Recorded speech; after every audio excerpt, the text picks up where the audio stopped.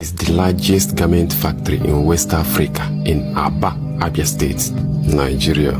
You can never believe that something like this exists in Nigeria, not to talk of being built in Aba, Abia State. And this factory produces wide range of wares that are exported to different countries abroad. They also produces clothes, wares for different companies, different brands in Nigeria. This factory was built by one man beyond clothes in Nigeria. He established this company after graduating from law school. He abandoned his law and went into tailoring apprenticeship in Aba. He started it very little. Today, he has established multi-billion-dollar clothing factory and employed thousands of youths that work in this factory. They have all kinds of equipment that they use to carry out their productions. They have different departments in this factory. This clothing factory is well equipped with computers, advanced technologies. In fact, the kind of equipment you will see in this factory is the same thing with the ones you can see in China.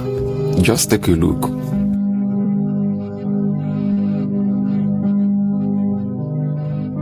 Before we proceed, we are going to show you different wares they produced for different companies in Nigeria. Just watch.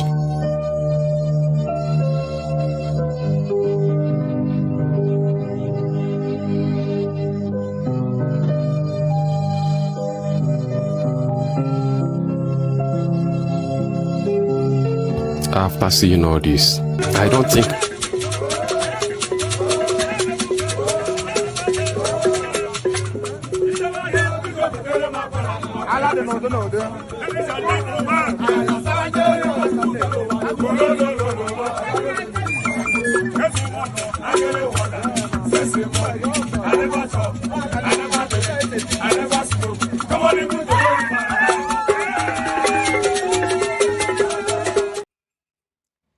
Okay. It is good to be here. Good afternoon, viewers, ladies and gentlemen, people of goodwill all over the world. It is afternoon on my side. I don't know what it is by your side, but we are once more here to do a good job in discussing the affairs of the world. My name is KJ. I'm sitting on behalf of Dr. Rudolph, aka Dr. Damages, and you are welcome to this special broadcast. We're going to talk politics, Africa, and beyond. But today we're going to pay special attention to the politics of the federal capital territory, that's Abuja.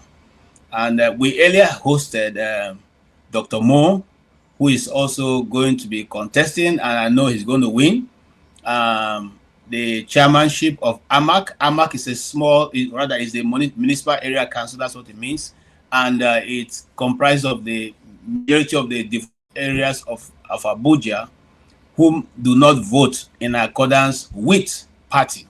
They vote for the people they think are credible. And I think that Dr. Mo, I've known him for many years. I know he's a very credible young man who thinks outside of the box. That's the kind of people we need in places of governance now in Nigeria. We're not looking for people who, 1 plus 1 must be 2. No, sometimes it's different. So we're looking for people who have ideas to bring great people with diverse opinions and of how to do things, people whose pedigree is well known, a people in Nigeria who understand what it is, how it is to be good citizens. I mean, to bring governance to the people of Nigeria and give them, bring the much needed development in Nigeria. So I, KJ, is rooting for Dr. Mo, and I hope and I pray that the evil politicians will not, diminish his light, as a young man, we need a lot of young men in the game. And Dr. Mo is quite young and full of ideas. Anyway, for those of us who were here earlier, we heard a little bit of what his politics, but he'll be here in 2 weeks and we can continue from that. But then we also want to take views of our people, both in the comment section and people who are going to join us in the studio, discuss this politics that is going to come in 2026.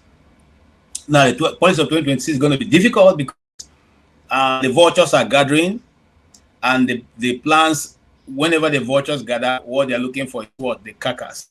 They don't gather to celebrate life, they gather to celebrate dead. And so it's beginning to happen again. And, we start from home, where one of the most useless governors have been produced in Nigeria comes from. A particular governor who was proud to say, I don't know why I can't find that video, that he was giving mothers who are going to deliver in the hospital, he's giving them 500 naira as to augment, help them take care of themselves. 500 naira. For those of you who are Americans, 500 naira means less than $1. He was giving these ladies less than $1 to go home and take care of themselves. And he's proud to say it on national TV. So for me, Okezie Ikpeazu is one of the worst governors ever produced in Nigeria. That's my opinion. Followed by his predecessor, who wanted to make his son the mayor of Umuahia. Thank God for that corner who gave him a good beating. Good beating. What you said those days, in the military school. The colonel did what? He taught him, he taught him, he reversed his, his medulla. He enlightened him. That's the word I was looking for. He enlightened him, and since that time he had been enlightened. And so political ambition and otherwise, he has lost it. Anyway, Theodi Oji was one of the governors that didn't do a thing in Abia State. And they all have all kinds of bogus names that mean nothing. That one was calling himself Onwanacharowa. I don't know who gave him that kind of title. He should be Onwanacharo in the family, and that's all. However, having said that, we come down to Ojus Okalu. We to be honest, Abia people loved Oji Uzokano until he began to misbehave, until he thought that the money of Abia State had become his money. Unfortunately, by the time he left Abia State was worse off than when he found Abia State.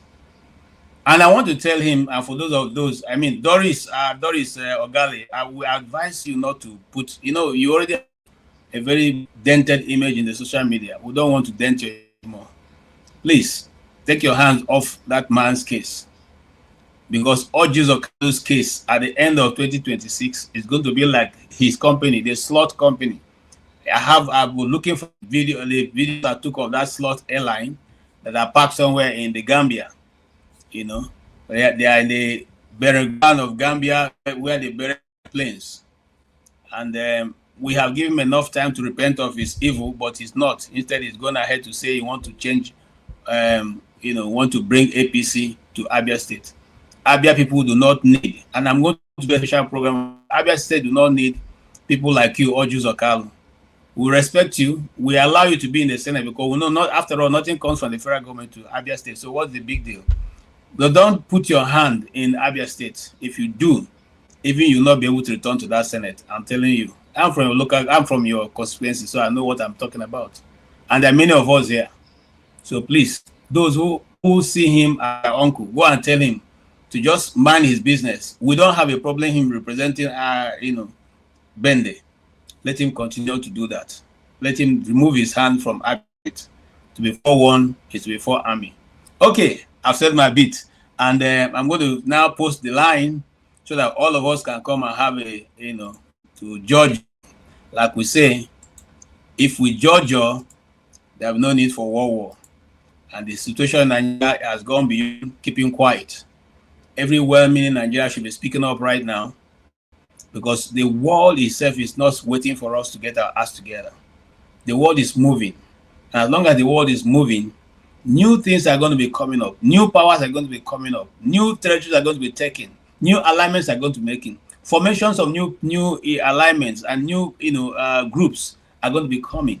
Some people were quarreling. Why did a particular president remove his country from 66 different UN organizations?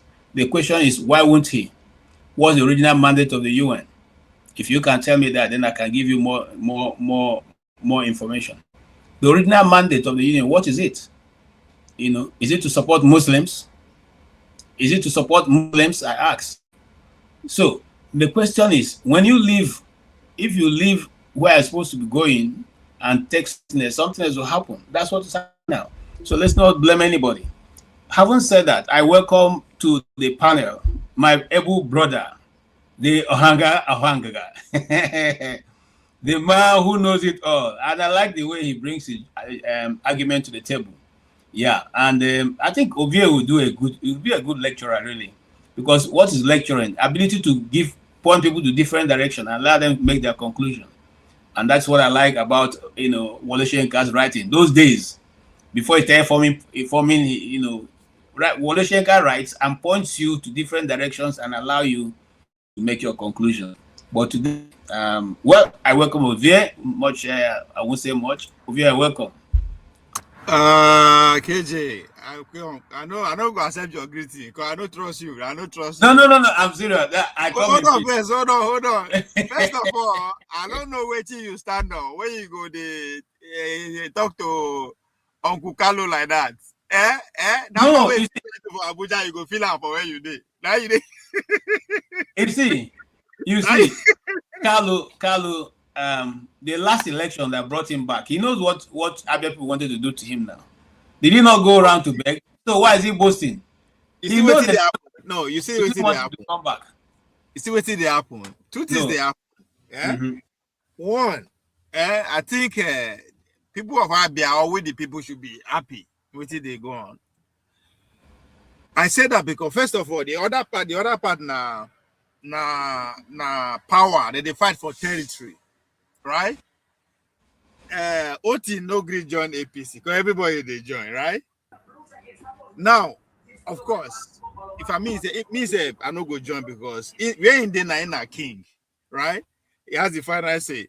If you go APC, then they're going to also going to give up because they're going to challenge in all those kind of things.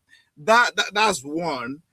But most importantly, it is becoming obvious that money alone no go give you the desired position level. Why am I saying this? Carlo get money, but in the way money day, now APC day. So nobody only get money, right? So if you drop money, other people say go drop. So you need numbers to back your money up, which is where him raised supreme before, right? In the control the state. Now another man don't come where he say come. That followership, nobody say they don't slash her in don't get time again. So at the national level, power they go on the challenger beyond. The same thing goes to Wike, right? Money day, but you still need some numbers to have a very strong standing at the national level. So it is when I say a group, it's a group because now they go begin consider the people. If only the people actually see this opening, right? Say these people where they fight to now, of course, on the inside now because of on the open, they people say it is between them. But now who control whatever votes they go feel, get away with? Well, now 20,000 they right to or 2 million. Whoever they control that, now the fight they see for Abia State. So it's a good thing. At the end of the day, one go win. But if that person no go win without actually doing by the people, and from the public song where everybody sings, as if the governor is actually doing well. So that's why I say the guy no fit stay Abuja, they make noise again. He has to be on ground. He try to put everything. So it's a good thing. I hope he does. I agree with you. The T people say something. They say bayan kwahaga. In other words, you don't eat the community's food 2 times. Yeah. So since you have gone, I don't bring your child. Don't bring. Let other people also go. That's a thief policy. Now coming back to what? Hold on, sir. If all Jesus Carlos so love Abia people, your brother is in the House of Reps. Your daughter is the senator, nominated ambassador. Only the Oji family there for Abia State. Yeah. It's only the Oji people, and you have not done anything credible that will even let us know that you have is something that you are able to do. So we will not want that. Nnamdi Azikiwe was the leader in Igbo land. When he left, he didn't hand over to his children. None of his children have become governors in Anambra State. None of his children have become anything other than that. They've gone to do their own, businesses. And so now what we're saying in Abia is that though we are giving you that space, if you over push it, you yourself will not return to that house. And I am going to make sure that my campaign will be that he himself and his brother will not return to that house. That's another way too, because and again, and we are going to give Alex Oti the leverage. If he needs to spend the whole state budget on making sure all Jews don't go back, let him spend it. We'll give him that leverage. Nonsense. And again, the people might not necessarily gain if we are not organized, if we are not seeing the bigger picture, because the fight so is not necessarily because they have to do by the people. It is because the position are fixed, but them they grow. As you talk at night, don't bring it. Sorry, don't bring it. That absolute power, you don't get them again. So the more people will get weight to throw around comes into the system, the more fight go there between them, because the position will not change. Now only one person will be governor. Now only one person will be senator. Now only one person will be president. But you go to see more and more people they grow within that hierarchy, either intellectually or people don't get money or whatever. So the numbers are increasing while position remains still. So that fight is going to fight. Then some of them will get sense, will not look down, say, okay, maybe not here my power they will organize those the poor people, which again might also lead to a revolution on a bigger picture. But again, I'm saying this because if we know they're careful, now so they're going to replace. They're going to find way to just to make sure that they go around the power, right? Because the people they fight where they clamor for revolution now, what they are not seeing is that the amendment that is going on, the constitutional amendment that is going on, is to avoid that. How do you avoid that revolution? You create more position. Because now when we the verse, not if it happen, but when down the verse, something will happen. So for them to get to that point, they will create more position. That's why they are calling for more state police, more this, so they can spread their weight again. So they will maintain that hold on the institution and power for as long as they can. So that's one thing. That's why I say they always argue say at times, not be every time we go to complain. Because these men, we might not like them. They are not stupid.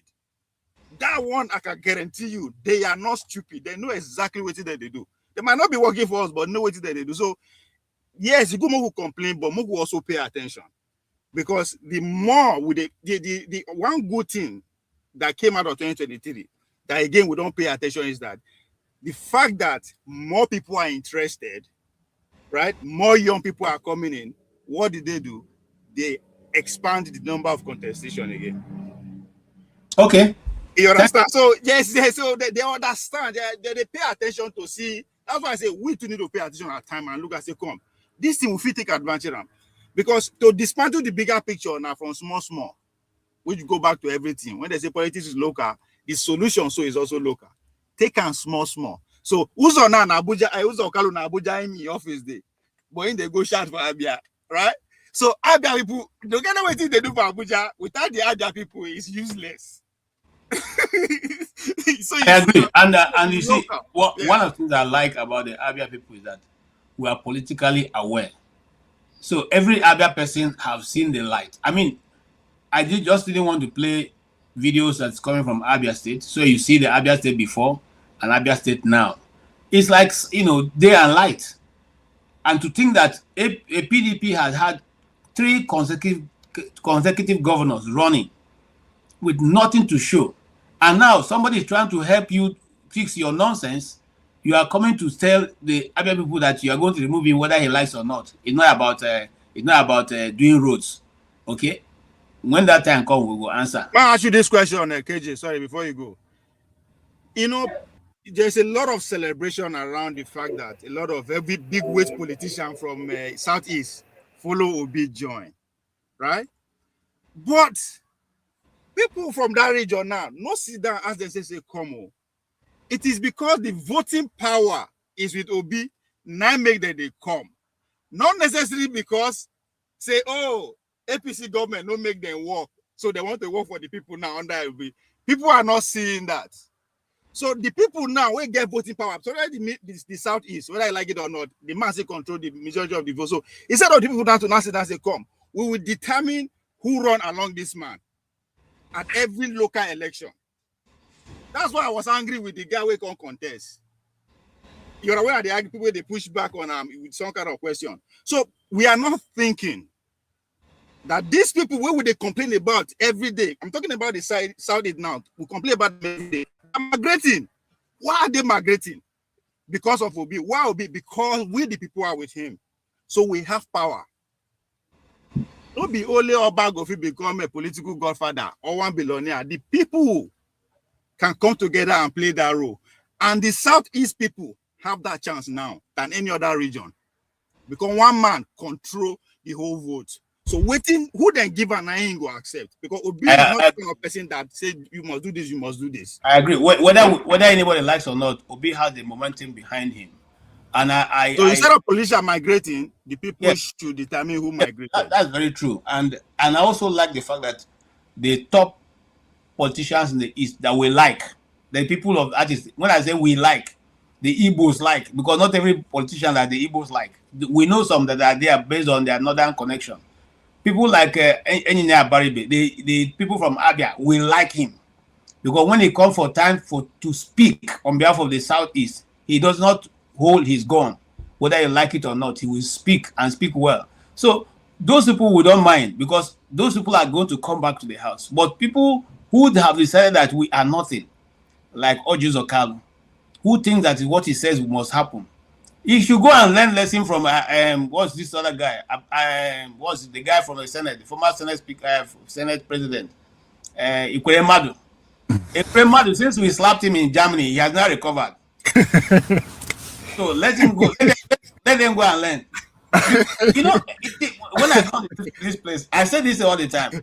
If there are people representing us and we are all one language, like when we went to slap that man in Germany, it wasn't a federal government problem. It's Igbos slapping Igbos. So it's not a problem. Okay? And then he didn't still learn lesson. And then the ghost of Igbo land took him to London and they put him where he the same way they're going to put this man. And I will show you why they're going to put him also very soon in a very interesting place. This is why they're going to put him away very soon. You see him? You see him? I know. This one, you should say this one will be AI, not be AI. No. He went there and I had a meeting with him. He's not AI. Well, but come on, but do you ever think that this man now could be asset of a higher power? Because every time they come, and my loyalty is to I'm an American first. My loyalty to American first. And then they be the main asset. So why he go there? Whether he is or not, all we are saying is that Igbo land should be left alone. We are suffered too much. Let those who are working for us work for us. Okay. All right, let's move on. Okpara, welcome. You're also welcome. Oh, if you come back now, I want to introduce you. Can't run away. The opportunity to go and run for election now, you will win. Obi is in charge. Mr. Ike, welcome. Go and run for election. Welcome. Stay humble. Welcome, Sister Isi. Good to have all of you. Yes, the house is full. You will win. Yes. Okay. Okpara, what do you say so far? Let's start from there. What's going on in Abia State and how do you see it? Yeah. Good evening once more. Ify, how are you doing? Yeah. Abia politics. I'm from Imo State. Good evening, sir. Stay humble. So the issue is that the issue with Abia. Yeah, thank you. Yeah. Okwebele, my brother, I see you, I see your state. Your state, they want to put something for your state. Make una do something, oh, please. They want for my governor, they're not going to succeed. We are triumph. No problem. So, you know, other politics is it's not different from Imo politics. We are very unfortunate to have these people in high places of governance in Igbo land. Very, very unfortunate. Since this 1999 so-called democracy, I've not seen any governor from these 5 Igbo states that I can say, wow, well done, you know, kudos. None of them. None of them. And Ojos Okalo is, I think he should be the worst of them, followed by his, the Theodoji and then Ibazu. These 3 men are disgraced now. In a normal, in a Senate climb, they shouldn't have been even talking in the public. The last time I checked, Ojos Okalo was convicted and imprisoned. And as we speak, I have not heard that the president has pardoned him. He was, I think he spent 6 months in the prison and came out because, according to them, the judge that sentenced him was not the proper judge that's supposed to sentence him. That's how he came out from the prison. Technical issues. So, and such person went back to Senate. In fact, when he was in the prison, he was still receiving his salaries. This is the kind of society we are in. This is the Nigeria all of us are talking about, trying to make sure that it works, trying all our best. All the money we earn here, we spend it over there, hoping that one day we are going back and everything will be hallelujah. But look at the people that are in governance. All Jews are supposed not to be talking. Over here where I live, you can, in fact, a little scandal takes you out of, politics forever. How much more somebody who was imprisoned for defrauding the state? 6 months later, he came out, and he's still, in fact, I think he's the chief whip in the Senate. Now, God, by the mercy of God, Abia State got somebody now that at least we can say, wow, well done. You are doing a great job. We are proud of you. And look at the vultures gathering, the vultures. And we are recognizing them one by one because we know that vultures. Now they want to take away somebody that God blessed Abia with. They want to, send him away. They are doing all what they're doing because they believe in is money politics. They have the money, they have the judiciary, they have the INEC. That's why if you look at him when he speaks, that's all he boasts of. He's not boasting because the people of Abia love him. He's not boasting because he did wonderful job while he was governor of Abia State. No, he's boasting because he knows the system. You know that the system is crooked. The system is not straight. That is why he's boasting, telling a working governor that he will be one-time governor. These people, they don't even put the voters in any equation. They don't even regard them because they know that it doesn't work. I mean, voting doesn't count. That's why they do whatever they do. And again, you look at the followers, right? Those people who are following him, the elders, I saw that clip where they were doing that thing. And if you look at them, all of them are bought people, bought. They give them 100,000 naira, 200,000 naira, which is 100 euros. They will follow you everywhere you go. My problem is that our youths, they have to wake up. Otherwise, they're going to serve Ojos Okalo, and their children will serve Ojos Okalo's children, and the cycle will be going like this until our youths wake up from their slumber, say enough is enough, forget about 1,000, 10,000,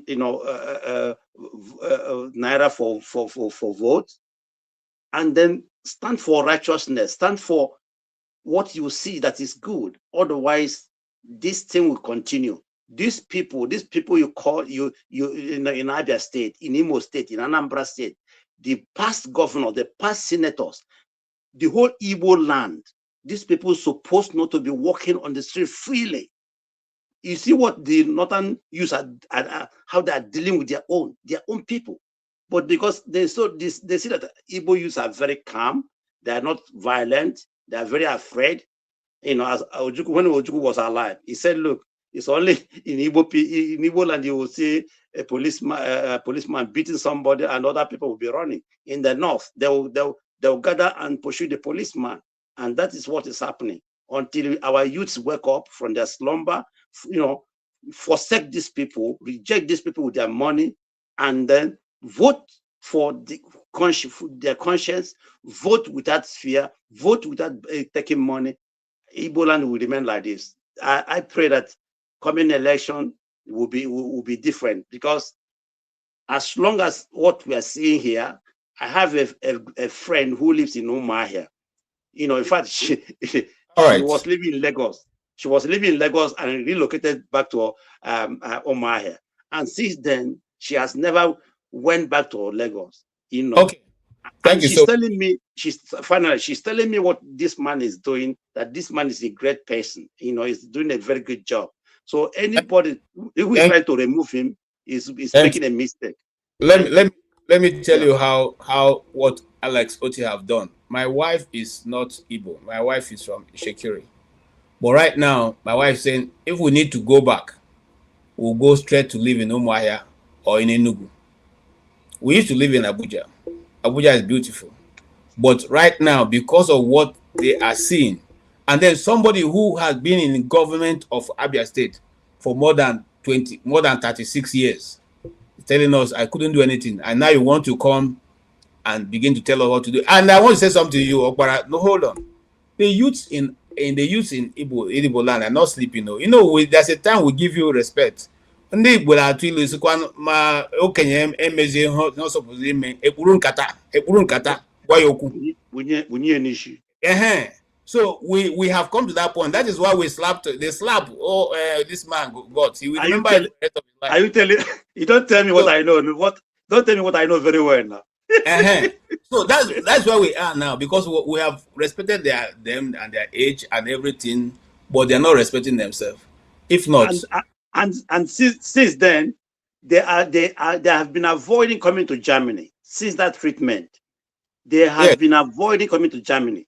And this is what we mean when we say, why not we do it this way? Why not Igbo people or other people, govern their people, their own, so that we can treat these people the way we like. Treat them. Yes, because assuming that the Premier was a Yoruba person, we wouldn't have touched him, because the consequences would have been, very, very, very different.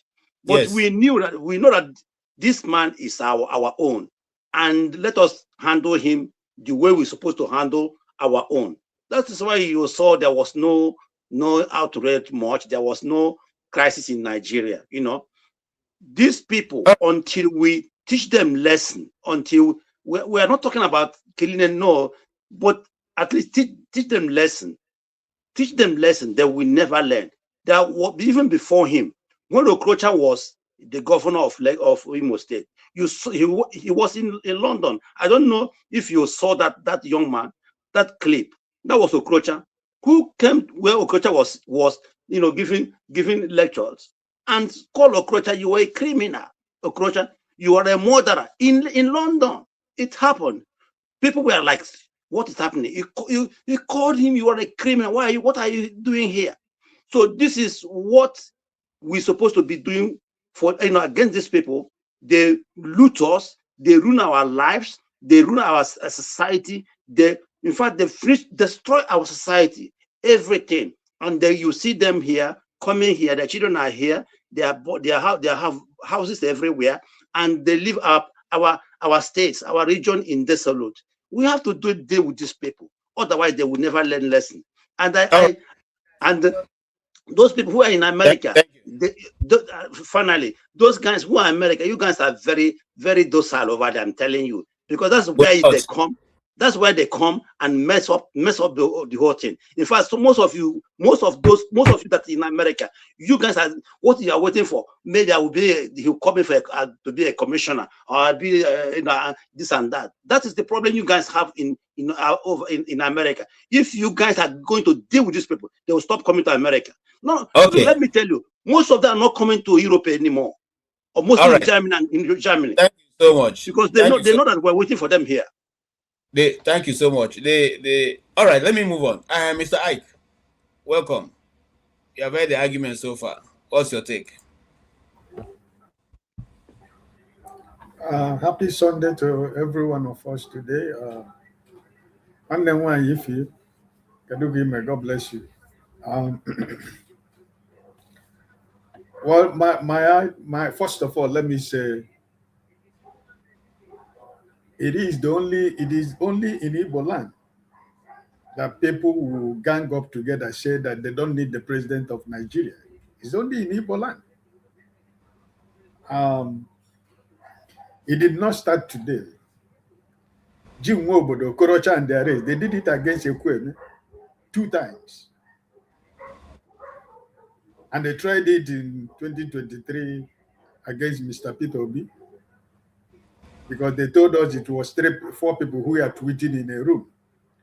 But when the tsunami came, all of them, the tsunami took all of them away. Oju, did he win his senatorial seat? Did he win that election? We know what happened. He never won. So, but that's by the way. My advice to Alexioti is concentrate on your good governance. Don't mind these vultures who are gathering themselves together. Past governors of Abia State, past legislators of Abia State, past senators of Abia State. These are the people that has failed the people of Abia State. So, you see, they gathered in Enugu, the gatherings of the vultures in Enugu, and that they declared that Igbos don't need president. They are for Asiwaju Tinubu for 2027. But I thank God, because the only thing that is constant is change. God has produced an Igbo man in the name of Mr. Peter Obi, who has taken over the Southeast. It is not by his own making, but it is a destiny and divined by God. And it doesn't matter whatever the gang up that people gang against Mr. Peter Obi. It didn't work in 2023, and it's not even going to work in 2027 is going to be worst with all their gathering. So I think that the people of Abia State are too wise to allow Oju Zokania and his people to do or say, they're just talking. And I know that the election is smart. And I think that the people of Abia State are with the government and people of Abia State. They know what the right thing to do. So for me personally, I think that I feel that he should not bother himself with the gang ups, because it's not going to work.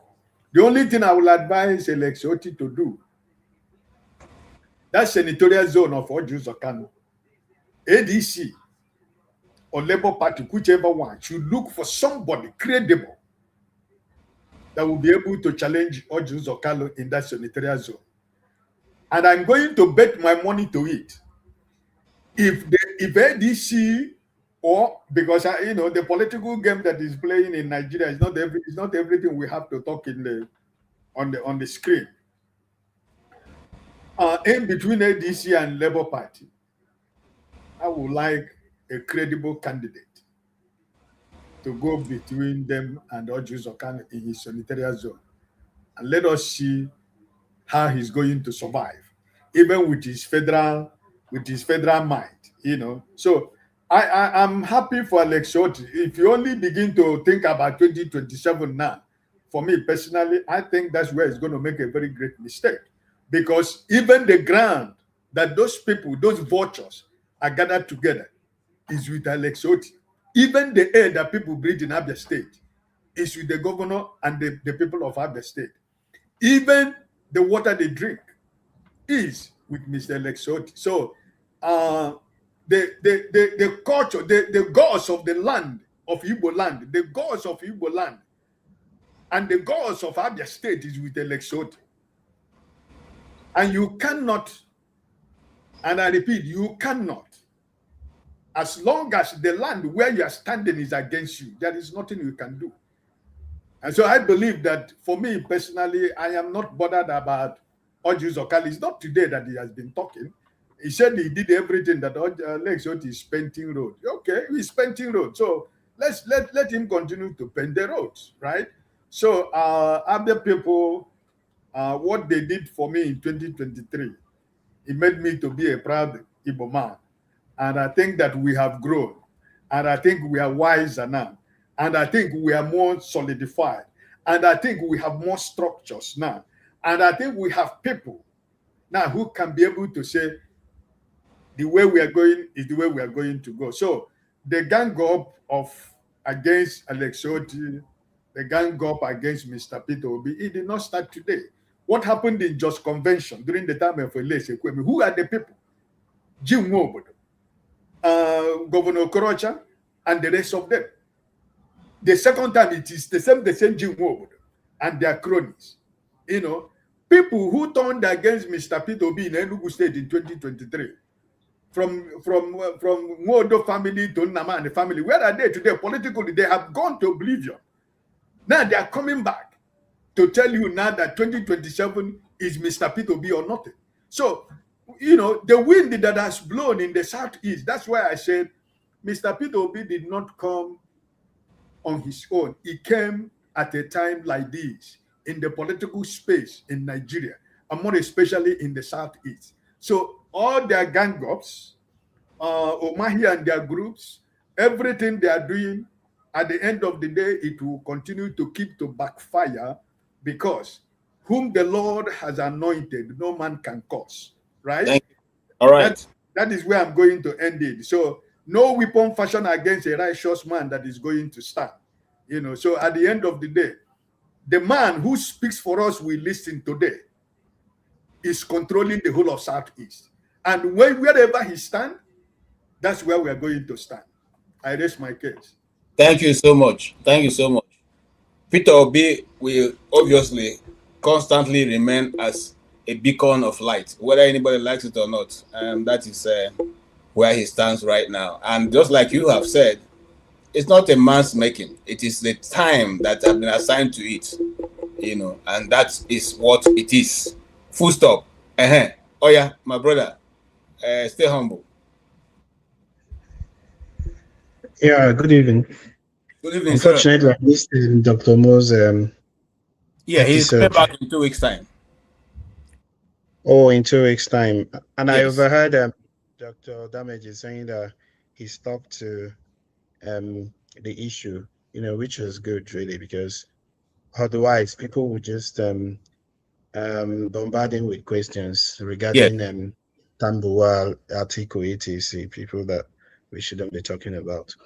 Anyway, you know, but it was good that he stuck to the issue of his chairmanship test, because our people are not, you know, don't like to stick to the rules. It's fine. We won't talk about Abia State because I think it's overflowed. It shouldn't even be talked about. The reason why some of these guys are still grandstanding is because you people give them audience. You spend hours talking about Orji Zokan, talking about Ibazu, etc. they have a lot of publicity, which people afford them. So why wouldn't they keep on harassing OT? But if you ignore them, yeah, they would know that they are not important. I think that's what we should adopt going forward. What I was going to talk about is about what went on in the last show.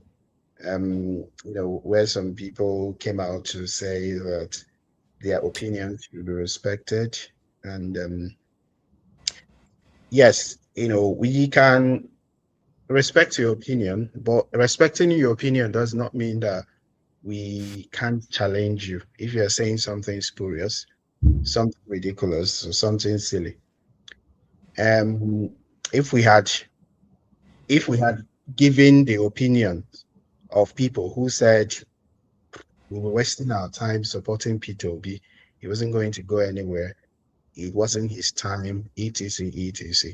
Those same people wouldn't come back today to embrace Peter Obi and bow and pay all sorts of obeisance before him.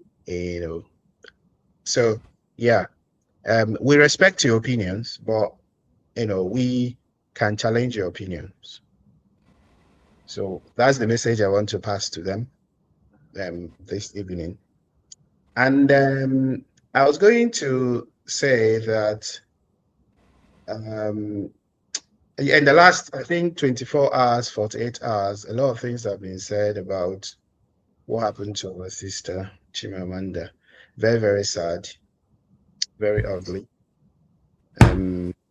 That's just a metaphor for the Nigerian situation. It's happened to a whole lot of people. It's mostly down to negligence, and neglect. It's mostly down to neglect of the healthcare system by the government, because the least the government could do for Nigerians, the least is to provide free basic and secondary care and free education at all levels. That's the least, including basic amenities, water, roads, housing. That's the list. Then we now start talking about technology, etc., etc. Well, the least they could do to provide some of those basic things.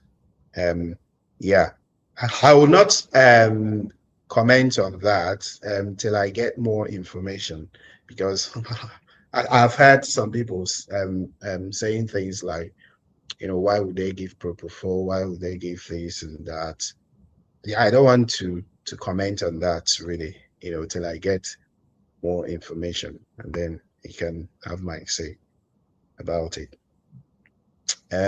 Regarding the coalition that they are putting together, it's quite unfortunate really that we've not been able to, that Nigerians, especially those in diaspora, who are the sleeping giants, not been able to put together a platform where credible Nigerians can actually run. They are still dependent.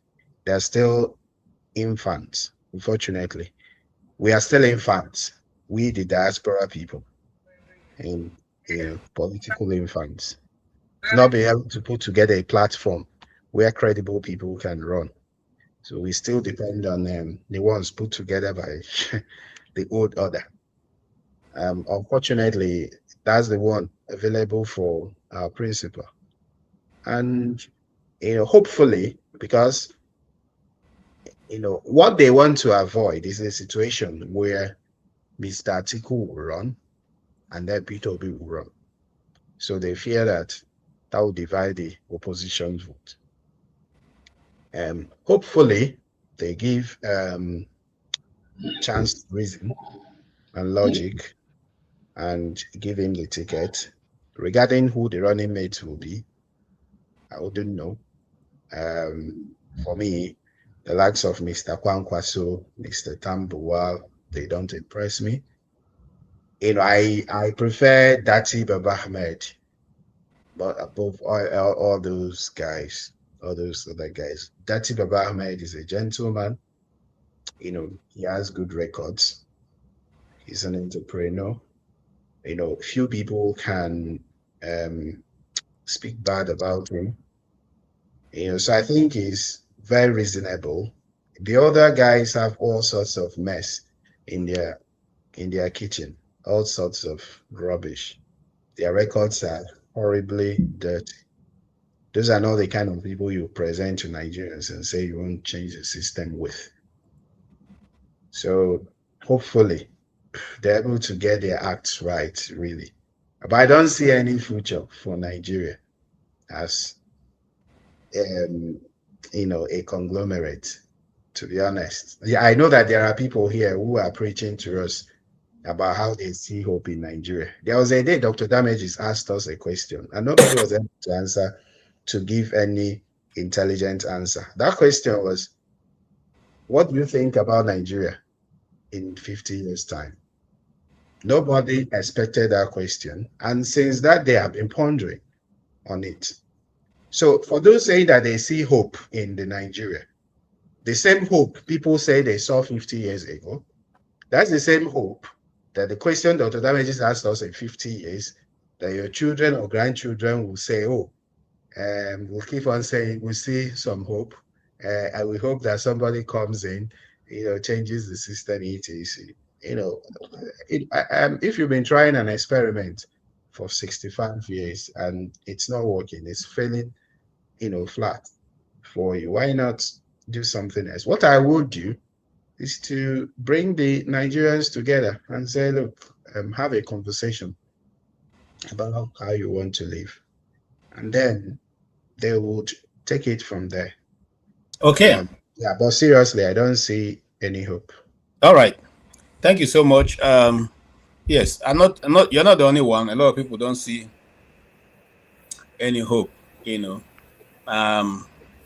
because we cannot continue to do the same thing over and over and expect a different result. That is madness.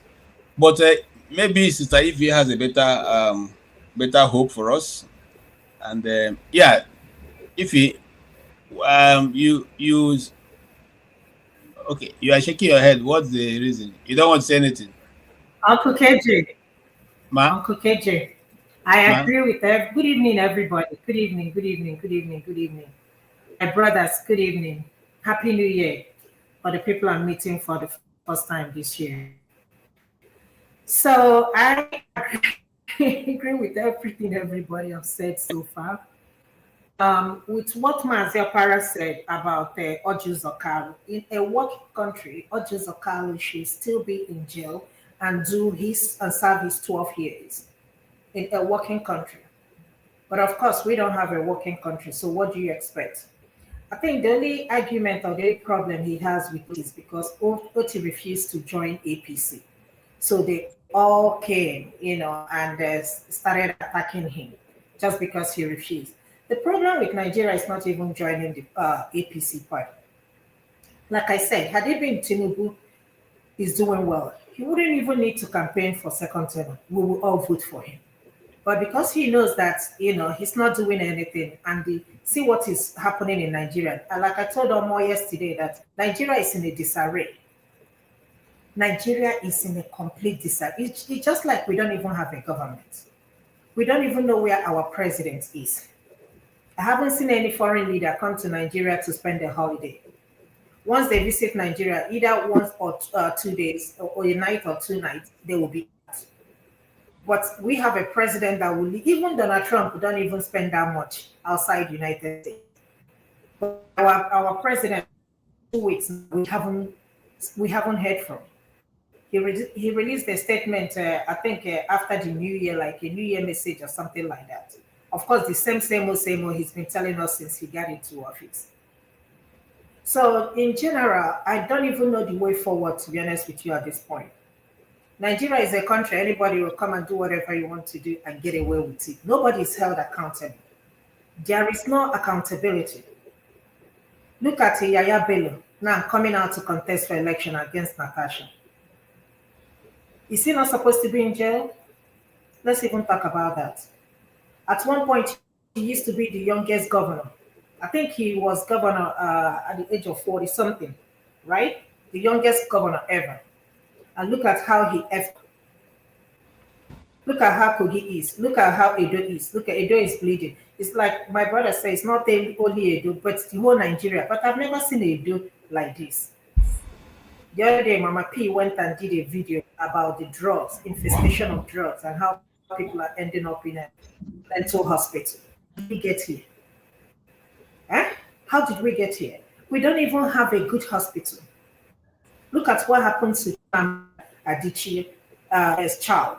Do you think she will ever bring her children back to Nigeria to visit? I don't know. If you ask me, I will say, I don't think so. Just for you to come down for Christmas. But like I told Omo yesterday, this is everyday poor man's life, every day happening in Nigeria. Just like Antonio Joshua. The reason why we heard about these two people is because they are celebrities. That's why we heard about them. As I'm talking to you now, somebody somewhere in Nigeria is spying due to negligence, and nobody will be held accountable. The highest Chimamanda we do is to sue the hospital. And after that's what's going to happen. They're not going to shut the hospital down. At most they will settle in a monetary terms. And where do we go from there? What about the people who doesn't have anybody that can speak up for them? Who doesn't have? I have a friend. I don't know most of you who are on TikTok. She used to dance. She dances very well. A lot of people were thinking that she is pregnant, but she was pregnant, but she wasn't. She had a fibroid surgery, got complicated. She died, right? Up on today, there is no justice. Her sister is here with me here in Atlanta. A lot of people thought she went to do cosmetic surgery, which wasn't the case. Not fibroid, hernia surgery. So, I mean, I don't even know the way forward. We don't have healthcare. We don't have education. We heard about the one VDM went to Morocco and interviewed some students who went there to study international. I think they are international students or something. The government cannot even pay their school fees, accommodation. I had one of the students process. Must you send them to go to another country to study? If you cannot sustain them, why did you even start it? Why not leave them in Nigeria and pay for their school fees in Nigeria? Must they go outside the country to go and study? But all of their children, all of them, they are studying outside the country. This is African country. We don't even want anything.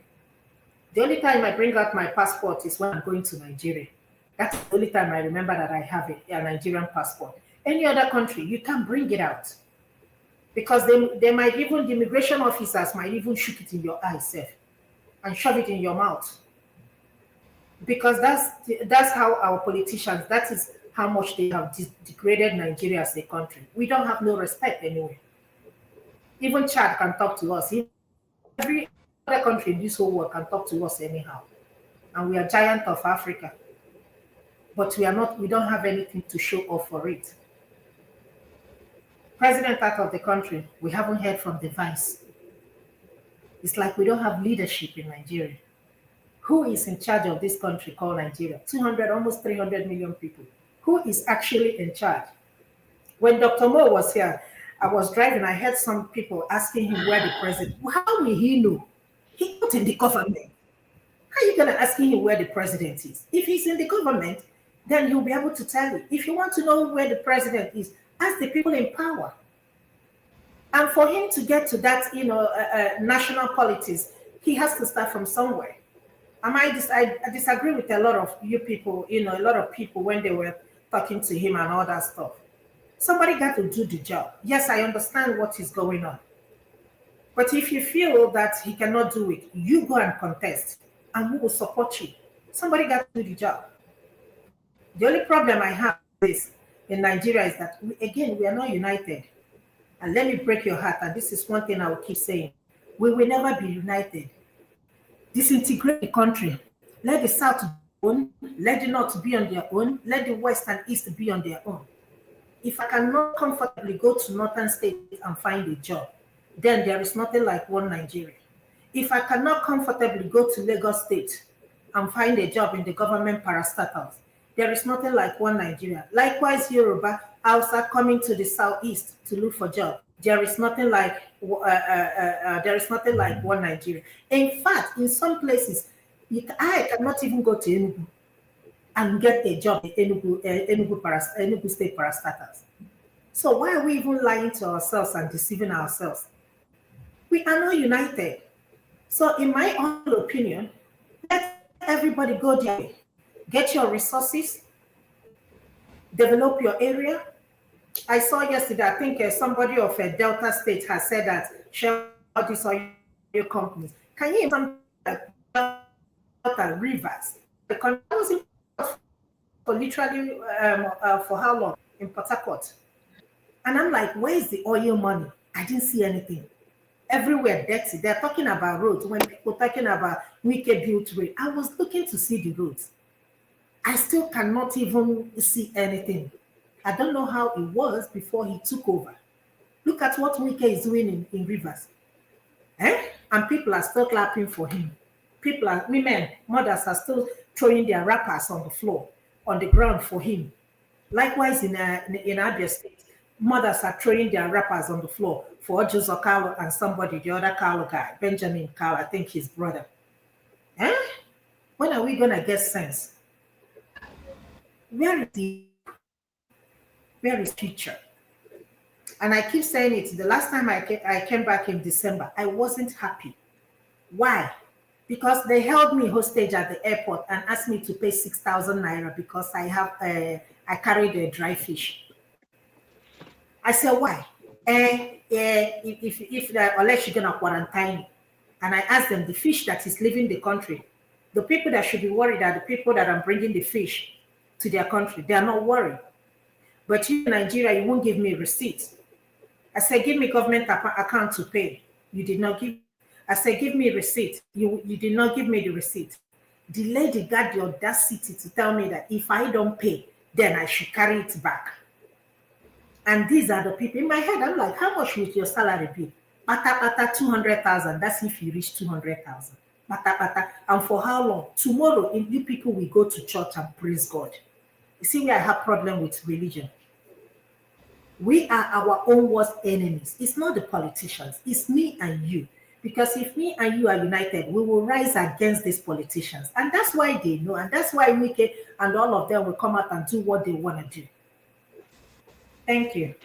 Thank you so much, Ife. I appreciate your contribution. Unfortunately, that's the Nigeria that we have. That's the Nigeria we're living in. Yes, Jagun. Thank you, and good evening again from me. Opening remarks. So, yes, sir. I'll make it as brief as I can, even though you've not. Go ahead. No, I'm not. I'm just telling you where we are, not because I want you to make it short. Very good, sir. Ife, greetings. Again, nice to see you in 2026 as all panelists. I pray for our strength, our sense of justice and righteousness in going forward. My brother KJ, no be easy. This is our Nigeria situation, man.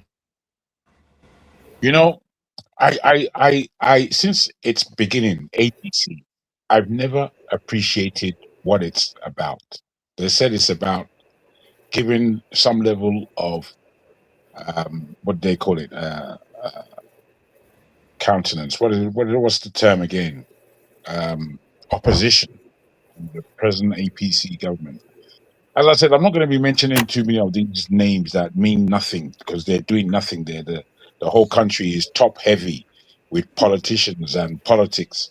Meanwhile, the groundwork is not taking place at all, which I don't know why we as Nigerians don't identify that as a serious problem. Can't have, a million politicians, running 10,000 citizens, which is, how the country seems. And a million politicians that are just doing absolutely nothing apart from receiving money. The way I see ADC, it's where a pack of wolves, devils, and demons have gone to collect themselves. So I really don't appreciate where Obi is going to find himself there. I don't like it at all. And largely, I've lost my respect for him because he's done nothing really to build over the last couple of years to build a political opposition to what he knows is at hand, which is what I would expect any sensible person in his position to have done. He hasn't done that.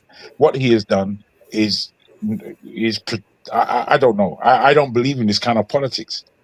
It's not, to me, it's not real. It's just the same over and over again. There's no change. You've gone to join bandits, and then you're telling us that we need to respect you. I can't. I personally can't.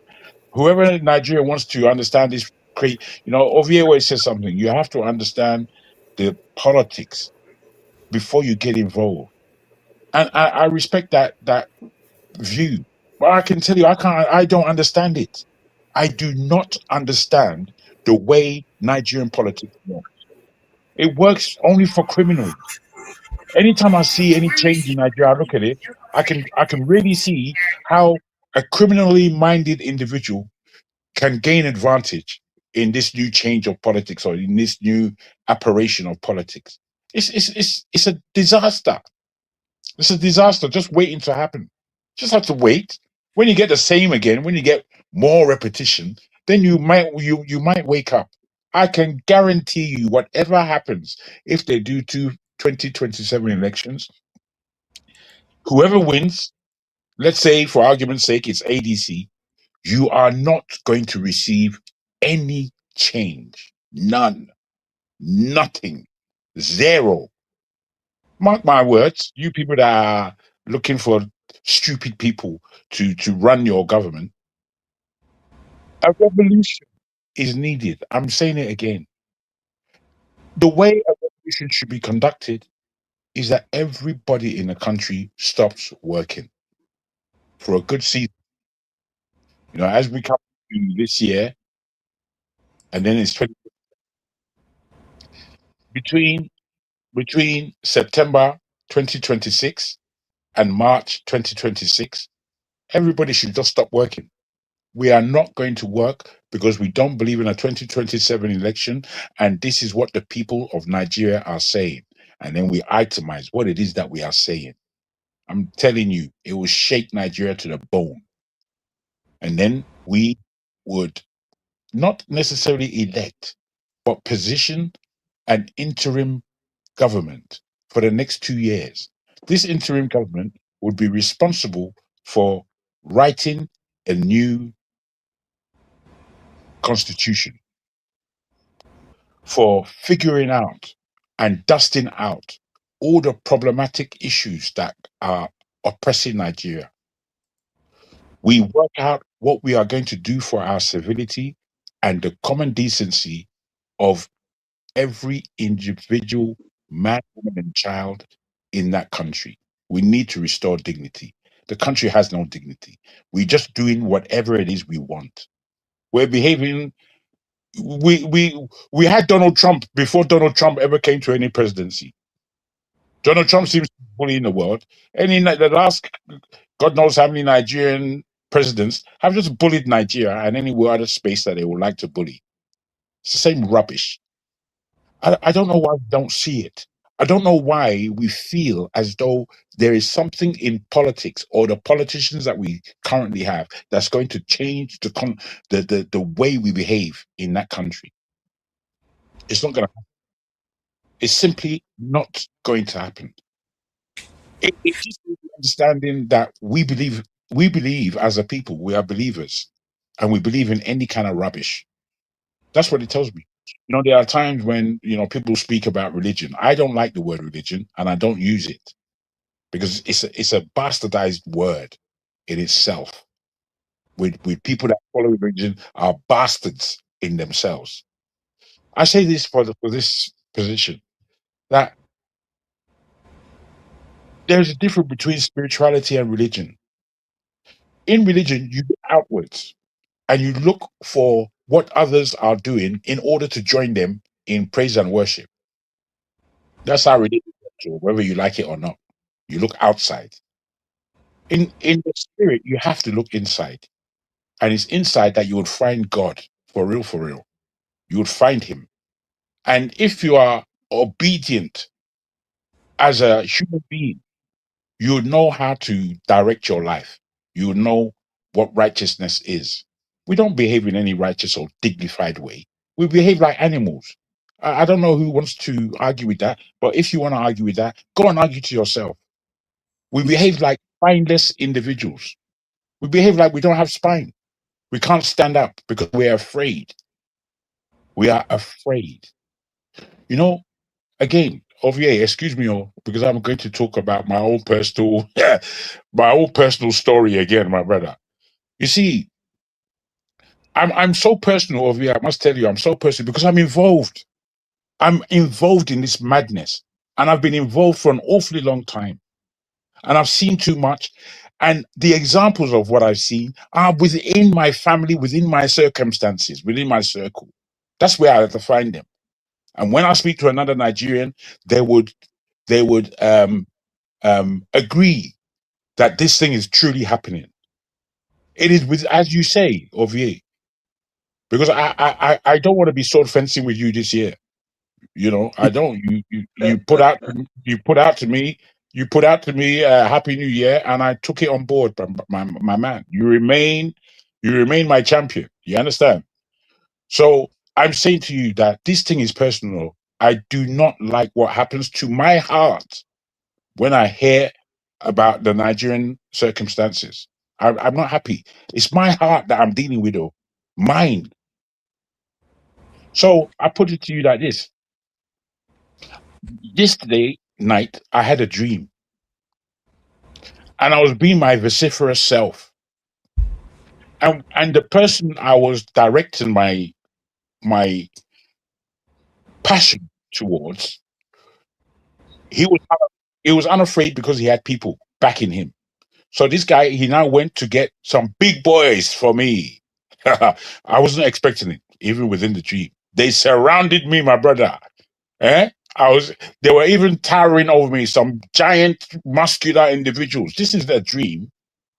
Bruh, I can't lie, I had panic in my spirit with bigger bullies than me around me. But then I had something else. Bruh, I stared them down, I stared them down.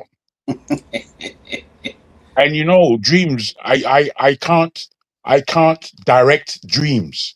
They come and they are as they are. You know what I mean? When I woke up from this dream, I was happy with myself, I can't lie. I can't lie. Because I was afraid. I was scared. So I don't trust Nigerians. We are going to go through panic. We are going to go through fear. But we've got to stand up. We can't just sleepily watch this thing happening above our heads. We cannot. We can't afford it. We can't afford it for ourselves within Nigeria. We can't afford it for what Nigerians have to offer the world. I would end myself there. Thank you, sir.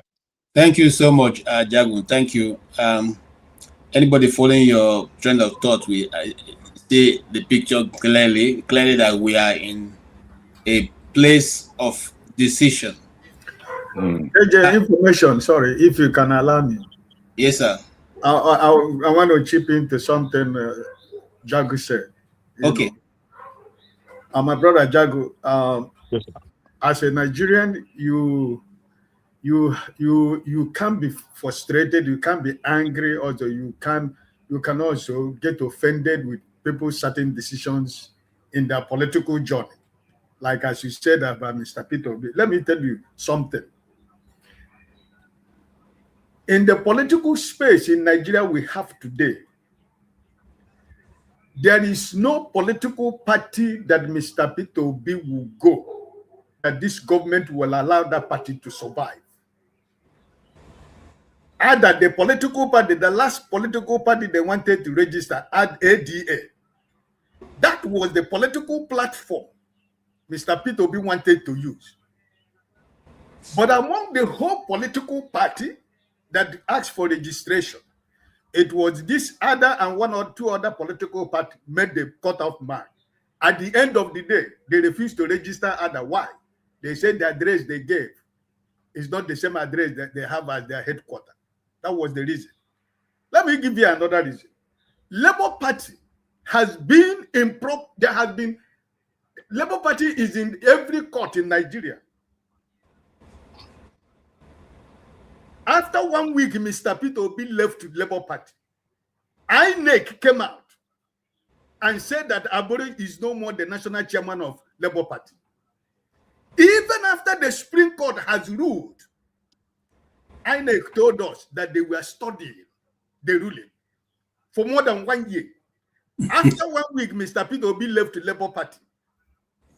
The same INEC told us now that Abure is no more the chairman of Labour Party. Why? Because Labour Party wanted to submit a candidate for this AMAC election in Abuja, because the INEC rejected their candidate. When they wrote INEC told them, yes, because you don't have national executive anymore, because Abure is no more your chairman. This is the same INEC that have refused to recognize that Abure is no more the national chairman of Labour Party before the coming of Nana Usman. So, Mr. Peter Obi is, I don't want to say too much here. We are in open space, because what I'm telling you, I am not just an obedient. I am not just an obedient member, but I have certain information I'm not going to give you here. There is no, you see, this ADC Mr. Peter Obi is right now. Already, this ADC already, they have already started sabotaging ADC already. The only thing, let me end like this. The only person, the political space in Nigeria today that the APC doesn't have solution to him is Mr. Peter Obi. If you go to government of Nigeria today and the APC, they have a department of Mr. Peter Obi. Just for Mr. Peter Obi, my brother. So, sometimes in politics, you make certain decisions that a lot of people will not understand. So, I want you to, you can't be angry with Mr. Peter Obi. I don't hold grudges against you.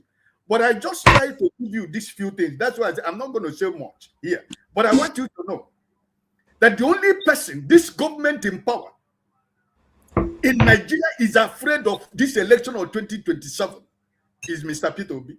How many times do you hear people talking about Atiku? How many times do you hear people talking about El-Rufai? How many times do you hear people talking about Amechi? How many times do you hear people talking about all the whole politicians you think you know in Nigeria? The only way you can sell your newspaper, the only way you can sell your magazine, the only way you can sell anything in your national television is wake up in the morning and say Mr. Peter Obi is a fool. And that will trend, both online and everywhere. So, what am I trying to tell you? There is something in this man.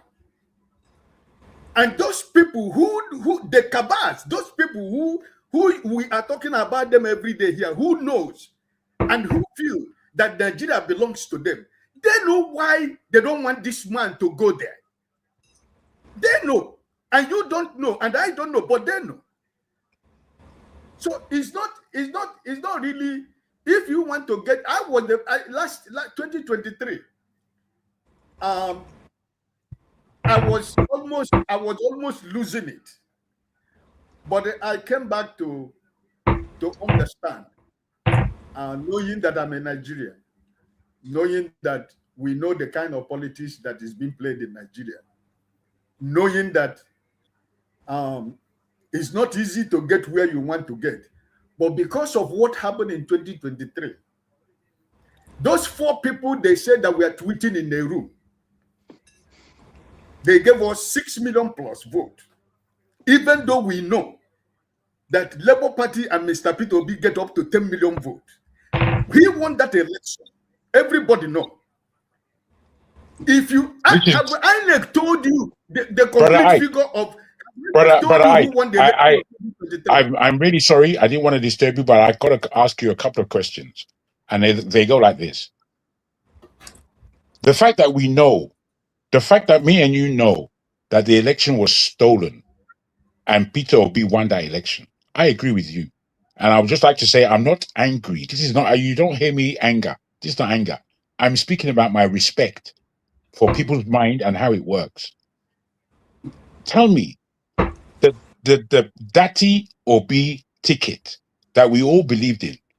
Firstly, respected Obi for his consciousness and what he wanted to do. Secondly, his running mate in Datti, bruh, we had the respect that we had for that guy. It's not easy. He was is a stalwart, a standstill man. He's even coming like he's a brigadier of one kind or the other. The way he comes across now. This is a working ticket to the population of Nigerians that voted for him. Why split? Why split something that's working? One. Okay. Two. Can I answer you? Two. Wait, I haven't finished. I want you to continue. Because as I say, I'm not angry. I'm conscious. That's the difference. Even if I'm angry, it will be anger with consciousness. It won't be just raw, emotional, idiotic anger. No, I don't do that. Now, I put it to you again. How is it that you maintain your dignity when you are moving and shaking with those devils, beasts, demons who have destroyed Nigeria? Or I'm asking a serious question. I understand all these complexities that you're speaking about, but I'm asking a serious question. How do you go and sit next to what could easily be your enemy and tell me that you are campaigning with these heap of bastards? That's my question, sir. Those are my questions. Okay, first of all, let me let you know. I'm telling you that Mr. Peter Obi and Datti Baba-Ahmed have never split. There is no split. I see. And there is not going to be any split. That is one fact I want to put before you here. There is no split between Mr. Peter Obi and Datti Baba-Ahmed. The politics of chess game that is going on in Nigeria, because that's what APC want. And we want to play that chess game politics. So disabuse your mind. Mr. Peter Obi and Datti Baba-Ahmed are still the same two people. They don't have any problem. There is no split. That's one. Two. I must tell you, I don't understand that. You can continue, but I don't understand what you're saying. You would. That's what I'm telling you. Nigerian politics is too difficult for a lot of people to understand. Okay, I admit. That's why you don't like Nigerian politics, because it's not like where you and me is living. That the politics they play is different from the kind of politics that we play, right? I have a comment here, please. Look, so my brother Ike, what I understood, what Jawan is talking about, it's not about Peter Obi or Datti, or he's talking about the system. The system is so rotten. I said it last 2023 election. In WhatsApp where I was, they kicked me out, and most of them were Igbos.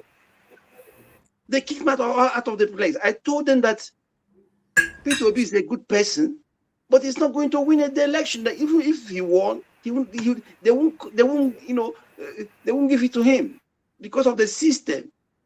I understood this man very well. The system is rotten. Mark it today. By the grace of God, next year we're coming here again to be discussing what happened. The system is rotten. This election is supposed not to be hold. Stop this election, clean up the system, and then let's move forward. How can you conduct the election in this kind of circumstances? The INEC belongs to the president. The judiciary belongs to the president. Imagine. All the whole police belongs to the system, to the presidency. The DSA belongs to the presidency. How can you conduct election in this kind of manner, in this kind of situation? And you expect the opposition to win? Can I answer you? Excuse me. Jonathan just left power because he's a peacemaker. In Nigeria, nobody is going, no incumbent president is going to give you power because of the system is rotten, is corrupt system. Thank you. So how do we clean up the system? Wait, my brother. I've said it now. I've said it. Wait. If I may, I beg your pardon, Brother Ike. Brother Ike, I beg your pardon. I just need to address this. Wait. Let me. Keep the question in your mind. It's going to be very. Your question, my brother. No. It's going to be very short. I'm sorry, Brother Ike. I'm sorry, Mazi.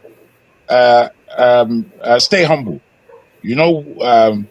Anyway, I will leave that aside. Your question is apt. How do we clean up this system? I've said it. It may seem crazy, but it's how you do this thing. The country and its citizens quit. We quit the nonsense. That's how we do it. We say no more. We have had it for this amount of time. No more. No further. No. We are not going to do an election in 2027 because, as Mazia said, this is not any atmosphere to do anything that maintains this structure of madness. We are in madness. No, let me just complete. With that, we tell Nigerians, Nigeria, we are stopping as we are citizens. We are valid. We are valuable. We are going to stop work. The only people that do any kind of work are farmers, so that we maintain a way to eat. The rest is down to discussion.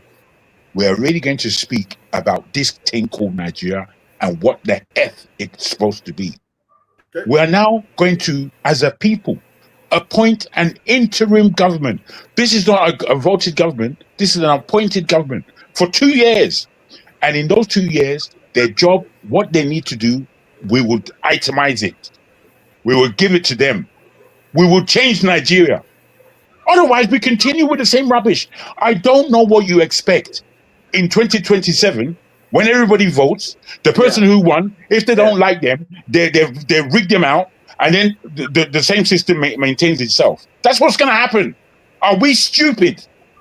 I do not want us to fall into the same. You see, you personally said you have no hope. You see no hope. What do you see? What you see is what I've just explained. Nothing. Can I come in? KJ, you come in. If you will allow me to answer my brother, but if you don't want, you can continue. No, go ahead. I don't have a problem with you answering. Okay. Good man, allow him. My brother Majo, but everything you have just said now is what APC and the government want you to believe and say. That is not possible it's not going to work. And that is the politics they want you to play. That is what they want you to believe. And you have fallen into it because you have made up your mind that no matter whatever we do, it's not going to work. The same thing somebody was talking about Moses when he come here. They were saying, oh, the connection is not good. Maybe instead of more talking about the refuse and whatever that is happening in Abuja, you should talk about the communication of Abuja. Somebody was saying that it's not going to work. It cannot work. And I love what Ovie said that time. Ovie said, listen, what else do you think Mo can do? He went to the basis of Nigerian politics. He went to the local government to contest local government. He already had a political figure in Mr. Peter Obi. Do you want him to go to the Senate or you want him to go to the House of Representatives? Politics is not only played in those levels. What of the local level? That's where he has gone, right? So, my brother Mazo, no matter how your frustration will take you to, your statement of conclusion and your statement of conviction is what is going to be trending on those people who do not want that system to be overhauled. That rotten system you are talking about. This is what they want you to speak, so that they will continue. You see the daughter, you see the son of Oyesonwike following him now. Somebody who just finished school. He is going to become a member of the House of Representatives tomorrow. After his father, he will be ruling you. He will become your House Representative member. That's what they want you to believe. My and I'm brother, like this before they take over. My brother, 2027. Let me finish. Let me hand over to KJ. 2027. It's not going to be 2023. I raise my case. KJ. Okay, thank you so much. Well, I think we can move now. You guys have exhausted this. We can move. We can actually move. But I also just want to say this. Jagu, I like your suggestion, but why is not going to work? There was a time that the Nigerian Bar Association decided to take a stand against the federal government. At that time, it was the Buhari's government, right? It divided in fact, the union moved against that and decided that they're going to form their own Northern People's Nigerian Bar Association for Northern people, because they feel that whatever they were doing was against the North. They divided the NBA. NBA started becoming political from that point onwards. Okay, that's one. The other time, there was another time that this kind of thing happened, and the people also took a stand. It was another group of people that took a stand because they thought it was going to be against their people. I'm trying to remember that. I thought I wrote it down, but I've forgotten. So every time we make a move and say, let us come together, let us move, and let us say we'll bring an end to this, they will say no, because it's our people that is there.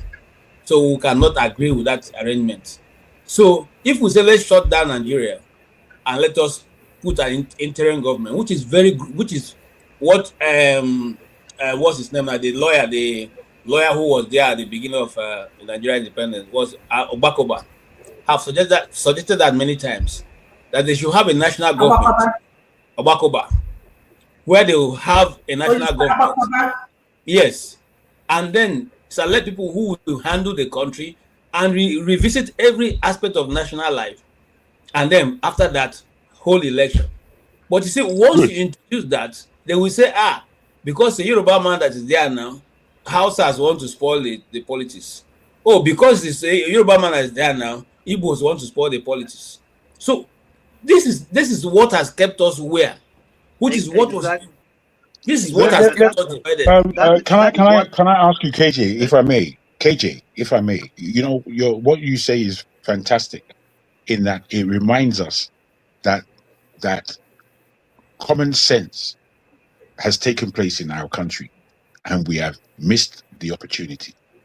It doesn't say that we shouldn't try again. You say why it wouldn't work. You see, the examples that you have given are examples that we need to look at and understand how these people are adamant that they must spoil Nigeria, which is basically what it is. When I say these people, I will blame the big three. I'll blame the North, the Hausa in this case. I'll blame the West, the Yorubas. I'll blame the East, the Igbos. If the three of us are mindful of our big footprint upon Nigeria, our oppression upon Nigeria and Nigerians, why is it there are 500 nationalities, if you like, in the country? Why don't we bring the smaller ones and back them? We back them. We back them based on consciousness. Look, bruh, it's only our fear and suspicion that is killing us in that country. Fear and suspicion. We need not be afraid. We, as people, are the owners of that country. When I'm in my village with my people, I feel so much ownership, so much love. Bruh, by the time I'm driving into the village, bruh, my people, they start running behind the car until they reach my grandmother's house. I get out, everybody's celebrating. That is not only done for me, that is done for any indigene of that village, because we love ourselves. However, when I'm outside of the village, whilst Nigeria carries a lot of love, sometimes the suspicion that we have for each other. And it's all these small things that are spoiling our country. We've got to stand up. We've got to, and we've got to make sure that the small man can be seen. Because the way it is in that country, the small man is invisible. Get out of the way, Joe. You see how that one man slapped his houseboy or his driver was talking to him the other day? Just the way we behave for common people. It's the most rude. We're the most rude in doing. There's no country that does it worse than Nigeria when it comes to a president. Let's make traction. And Yes, I thank you for your contribution. And again, I want to also call your attention to the latest one, which is just like yesterday. The answers. What ended the answers was the government decided to divide the answers in tribe. Okay, and the youth themselves couldn't hold. In fact, when they continued to mount the stop press at the gate, okay, they decided to move away from Abuja. I mean, from Lagos, and use the Abuja guys, okay, to now declare that this thing have now been spent out of hand, and they destroyed everything right from that point going forward. So what am I trying to say? We need to be more strategic than what we are now if that move is going to work. But I tell you the truth, looking at Nigerian politics, it will just be that they will find one group to blame for trying to run down that other government, that person's government, and that will be it. There'll be heavy high-handedness from government's portion quotas to deal with that group that is suspected to be the one trying to bring down that government. And please, because I just 1 minute. If you want this Nigeria to work, it is very simple. But those people who are benefiting from the society, they don't want it. For example, when Buhari was the president of Nigeria, we are talking about restructuring. Everywhere was restructuring. In fact, there was a campaign restructuring. What do you call it now? A handshake across the Niger. Everywhere was restructuring. Now, even the North, they refused. They said, no. It is why always when we are in the government, you start this restructuring something. The current vice president even opened his mouth and said, restructure my food. What are we restructuring? Now, the Yorubas, now that they are now gotten the power, all of a sudden, the restructuring is no more in Nigeria, a topic. That is the deceit we have in Nigeria. If you want to make Nigeria work, why not we stand on one thing and say, okay, this system we have been practicing since the independence of Nigeria, or let's say since we got power back to power from the military. Why not 25 years is not working? Why not we sit down and restructure the system, make it constitutional, that every geopolitical zone must produce a president or a vice president. Make it a constitutional, very simple, than going around all the system. okay, Next year will be another election. Okay. In 4 years' time, we'll be talking about another thing. They are not serious. They don't want to make Nigeria work. Okay, the campus. They don't want it. If they want it, Nigeria is very simple to rule. Make everything constitutional and rotational. Simple. Okay. Thank you so much. You all have been wonderful. We are going, really fast. Ovie, if you can wait for me to talk to Tony. If not, you can take 3 minutes. If 3 minutes is good enough for you. If not, I'll talk to Tony before coming your way. No, let Tony go. Let Tony go. All right.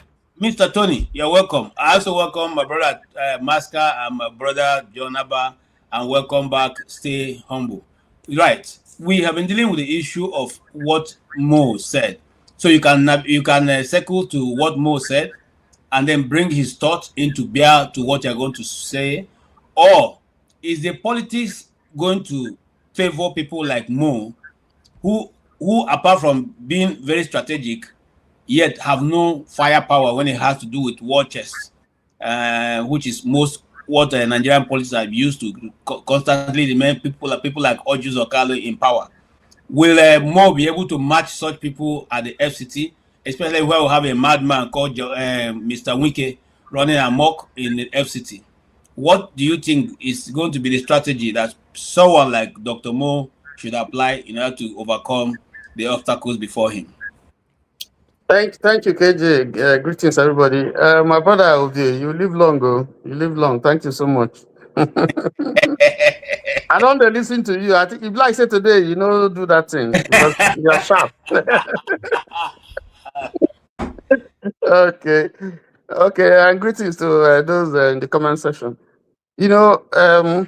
First of all, Mo is running against about 16 candidates. And it's not going to be easy. But one thing that gladdens my heart is that he's starting from the grassroots. He didn't go for House of Rep or Senate, as we see Wike, trying to help his little boy who just came out from school, who doesn't know anything about politics. So sad. But I think that he has associated himself with Obi for so long. So I think that there is an example that he can copy. First of all, when we say that there's a system, unfortunately, there's no system in Nigeria. Because if there's a system, we won't have the impunity that we're having all over the place. We won't have profligacy, we won't have all kinds of nonsense that's happening. That's not a system, because what we see is not a system. It's absolute chaos. But we see someone who is trying to put a system. I want to use Governor Alex Oti as an example. First of all, you look at the circumstances in which he became a governor. He had tried previously, he failed for whatever reason. And then, this last time that he tried, thank God for Professor Naoti, he would have been denied again. So it tells you a message that once you have a vision, you must keep fighting for it. Okay, once there's something that you are determined to do, you must stay focused and you must stay ready to fight for it. Okay, we saw it even with Buhari. Not a fan of Buhari.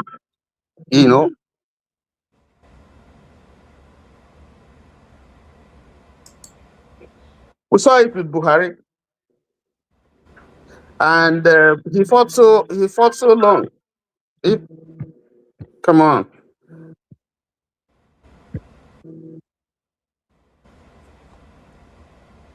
Sorry. We saw it with Buhari. I'm sorry. And he fought for a long, long time until he came there. So there's something that our politicians have to learn. And that is the fact that, you have to keep on it. You don't have to be discouraged. That's the only way you succeed. But having said that, let me just use Alex as an example. Today, we hear 3 governors, former governors from the state, gang up against him, one of them saying that he will retire. And why are they saying that? In 2001, Governor Ojikalo signed the Pensions Act for governors, retired governors, for retired and their deputies. And that law, which was signed and endorsed by the State House of Assembly, empowered the state to pay 100% of the annual basic salary of the incumbent governor to ex-governors. So as if you receive the same entitlement and benefits as if you are a serving governor for life. That includes a house or houses in Abia, in Abuja, cars, benefits for servants, for wife, for dependent leave, medicals, and so on and so forth. That will be paid to them, just if you have served for 4 years or 8 years. And meanwhile, there are pensioners since 2014, who have retired and their outstanding benefits have not been paid. But the ex-retired governors must be paid.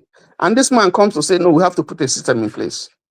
And if you serve for 8 years and you moved on to become a senator, you cannot be being paid as a senator and also be receiving this thing from the state. It does 36 years somebody has served, and someone who has served just for 8 years or 4 years comes and is receiving, something for life that we don't even know, we can't even calculate. I think that is evil. That is criminal. So for people like that to gang up, to say they want to pull the governor down because he's trying to do the right thing, I find it extremely disturbing. And so he's putting a system in place, and people are seeing it and they're testifying to the good work that he's doing. So when you see the problem is when you see people like Mazopara is saying that it's not possible. It's possible because Oti has demonstrated that it's possible for us to make things to work. if we're focused and if we're determined, and no matter the threats that are coming through. So I think that for our brother, Mo, Oti should be his guide at the local level, at the grassroots level. He should have focus, he should be determined, and he should be ready to serve and to stand whatever obstacle that is standing on his way. And ultimately, with time, the people will see it. And so all these things about structure or no structure don't matter. For me, it doesn't mean anything. It's your vision and your determination to fight through and to make sure there's success. That's what I just want to say. Thank you. All right, thank you so much, Tony. And I like what you said. And I also want to address those who think Dr. Mo is not a pushover. Dr. Mo is, he's just framing to be nice. You can see. I will qualify who Dr. Mo is by an Igbo adage that says that eruo eba na hummo ma hummo, at least you can motor in other words, if you get to a place where they see ghosts and you don't see ghosts, at least you will get small what do they call them, goose pimple on your body. If it gets to the time that Mo have to prove that he is who he is, when I go see now, I know him properly and he's a very nice gentleman, but he also, when he gets to taking the bull by the horn, he doesn't shy back. I know some of the work he has done, even though it's in a different department, but I know some of the work he has done, and he's quite popular in Abuja. I have two people I know very well running for this thing, but Mo is the person I would defer to more than the other people, because those other people decided to deviate and join the ruling party to get some of the largesse. And since they joined the ruling party, they are no longer talking what they should be talking. So I can say without any contradiction that Mo is of a different breed, and he has a lot of political gladiators who are no nonsense behind him. All right, having said that, let me hear from Masker, and of course go on to hear from Janaba, and stay humble, and then I'll go to my brother Dr. AYA, the guy who is promoting the governor of Edo State. All right, let's hear from you, Masker. I don't get another project now. I get another project. Okay, we'll talk about that when we get your turn. All right, Masker, go ahead. KJ, you normally do your framing, so what's the frame? No, okay. No, we are not framing anything right now. We are discussing the fallout of Dr. Mo's interview, and what is the best approach that can help him, be able to break through this crocodile infested waters of the FCT with a man like Madman Nyesen Wike, who has decided to say that whoever is coming, we have to face him and all that. So, you live, FCT, so you know the AMAC Municipal Area Council, and the kind of people that are around there. What is the obstacle you think that he is going to have with what is coming with? I don't think he would have major obstacles. The only obstacle, luckily enough for him, is now truly distracted, because the current FCT minister, what's her name now? This lady. And by the way, Ify, good to see you. So what's this lady's name now? Ajia. She's technically speaking, I would say they all belong to the same group, even though they're swinging between Labour Party and ADC, but I believe they belong to the same group. She actually won under the banner of Labour Party on the back of Peter Obi. So I am not going to be surprised if he wins, and basically because the only person that would have given him a good challenge would have been what's his name now? This guy that is the current FCT minister, Wike. But Wike now is also running for his political life, because he needs to concentrate on Rivers State. So, and this election is not far off. I don't think it's not too long from now that they will hold the election. So I'm pretty confident this guy would win the election. I don't see so much challenge for him, sincerely speaking. So February that's 21st is the election date. February 21st. so by that time, Peter Wike would fully still be engrossed with the politics of Rivers State. So the chairmanship election would be too small for him even to really worry about, you know. How much is their budget, sincerely. So I don't see any problem with the guy winning, because the most difficult part, like I keep saying, the real challenge with our politics is the primaries. This guy have scaled the primaries of ADC. So I don't see major issues with him. AMAC is not something that you really need so much money. It's a place where half of the people are enlightened. All you have to do is do posters here and there, go to what's the name of this Brekete family, talk to people. It's not going to be a complicated issue. And I don't think his challengers are well known, because even off the top of my head, I can't remember any one of them. Even the APC guy and even the PDP guy, I don't think they are credible. It's not like there's a household name that he's not going against a household name, so to speak. Okay, thank you so much. Yes, Janaba, we are welcome. Earlier we had discussed with or talked with Mo, Dr. Mo, who is also a contestant right now in AMAC. AMAC is Abuja Municipal Area Council, which is the most of the municipal area catch, which is what Masker have said. They are a very enlightened group of people. He has very little communities to deal with. Okay, and the communities around the AMAC area is not that many with population. So any candidate who is going to be able to take the day will be someone that the people understand and like whatever he's putting forward. But we're saying with this also, and with Nyesin Wike, who believes the theory of Tinubu, which is that what money cannot do, more money will do it. Do you think he can use money to dissuade people from being able to bring this young man into place of doing this? We bring this young man into the position where he can bring a change. You know why I'm speaking about Dr. Mo? He's not greedy. I've known him for years. In fact, I know him even much before he got his biabia. So he's somebody that has been consistent. I don't know of tomorrow. I'm talking about today. And so we have been around trying to bring community development around the FCT and all that. He has done a lot of work. I don't want to go ahead and praise his work, but he's somebody that the FCT people know. And do you think he can make a change? What's your stake in the first place? And do you think he can make a change? Thank you, KJ, and fellow panelists for being here. Of course, anybody can make a change. Change can either be positive or negative. But hopefully, you make a change for good. My reason of coming on the show is listening to all the conversation and where we are in 21st century, our expectation from our leaders, the low bar we set, and then we expect them to deliver or to do anything different is what I'm disappointed in.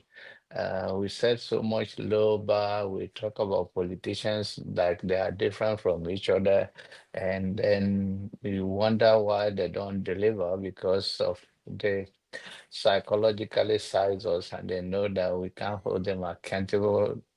Someone asked, he said, I think Mark said, I just put it in a simple way, tear down the house. And somebody said, how do you tear it down? And who will tear it down? So I think that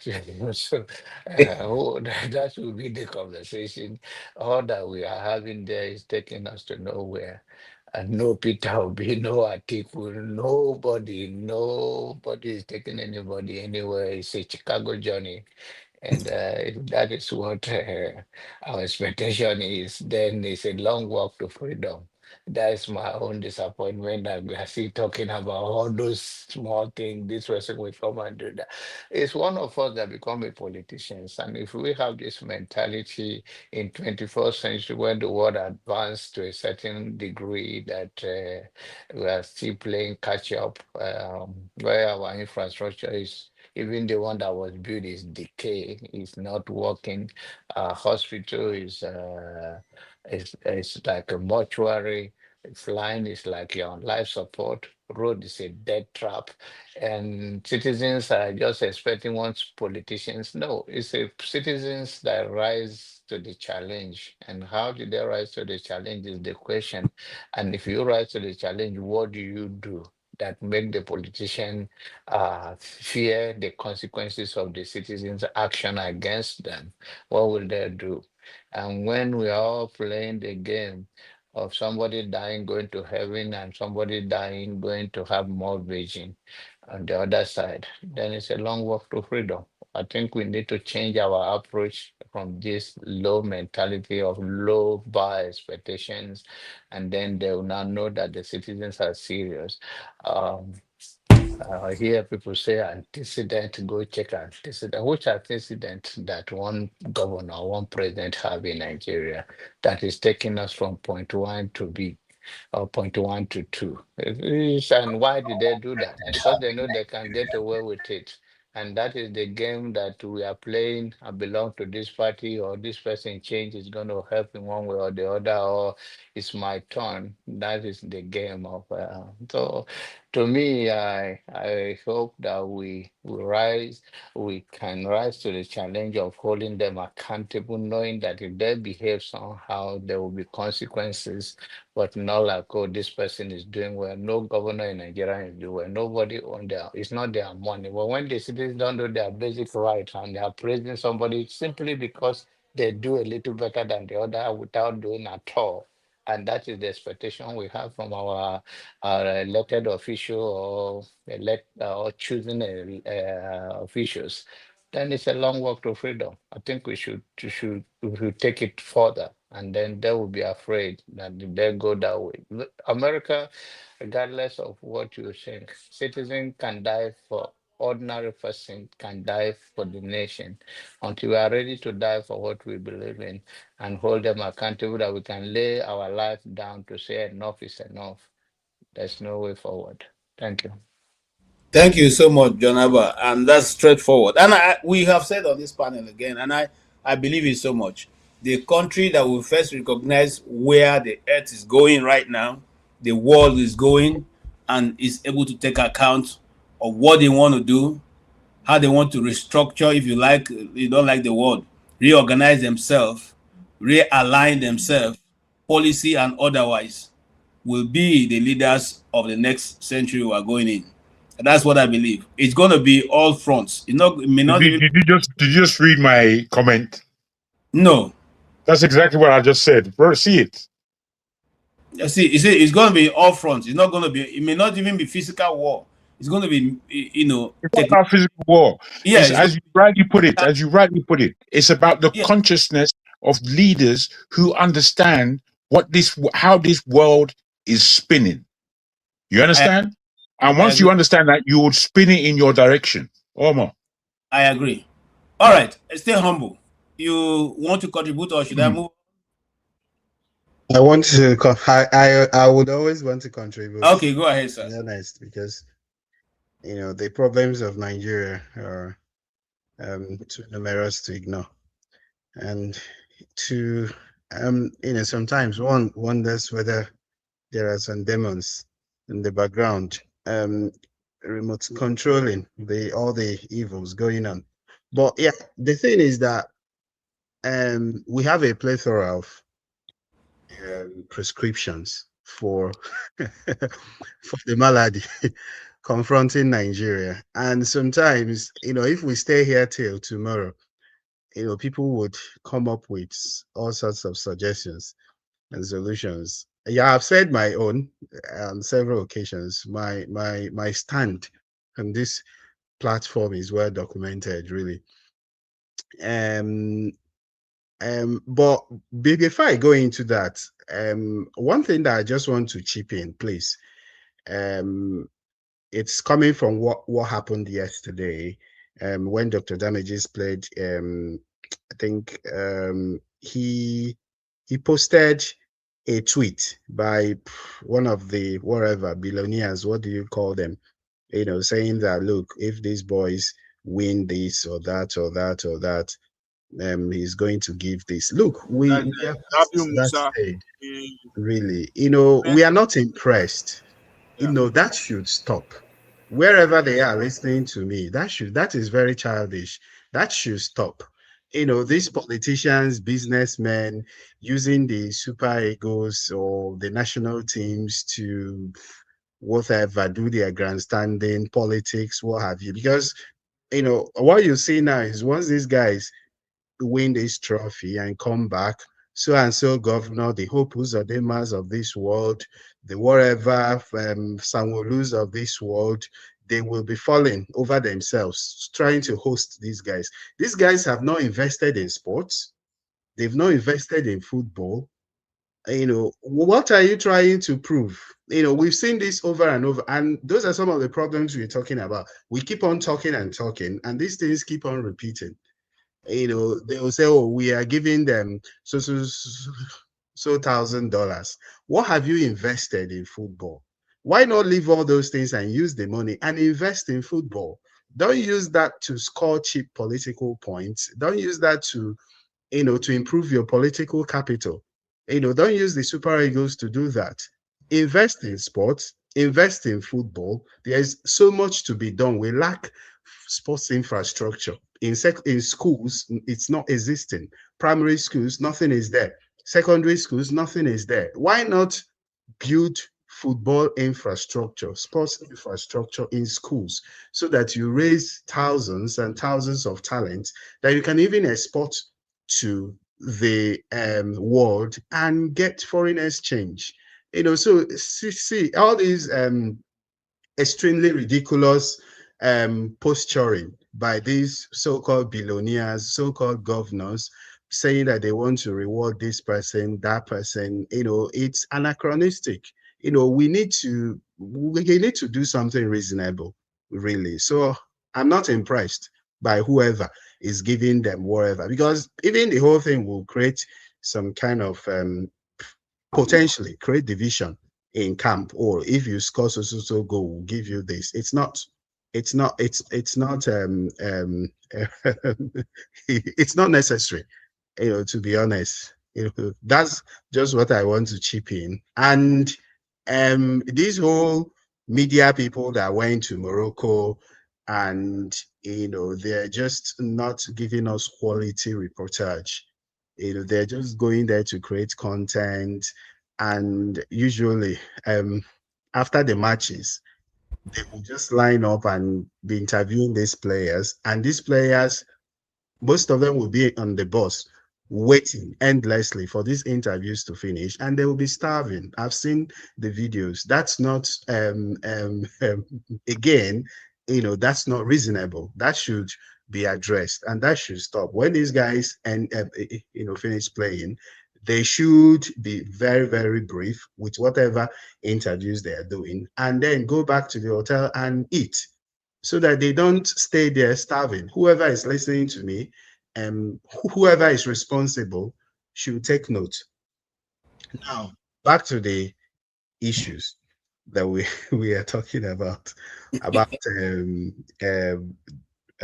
Dr. Moses. But I'm very, very happy again that he is starting from the grassroots, and I believe that will be a very, very apt launch pad for him to show what he's capable of doing. And again, if he manages, if the demons of Nigerian politics, allow him to be, he will do well. I believe, really. And then finally, about all this, your suggestions,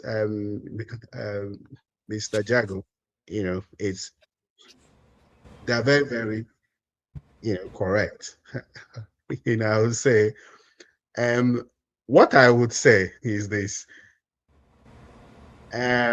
Sometimes, like someone chipped in earlier, that when you want to galvanize the people to say, look, we want a stop to these things, they will add some religious, ethnic colorations to those things, and the whole setup will crumble. So that's why I always advocate that, look, if we do not address the issue of Nigeria, Nigeria will balkanize into several groups in a very, very chaotic way.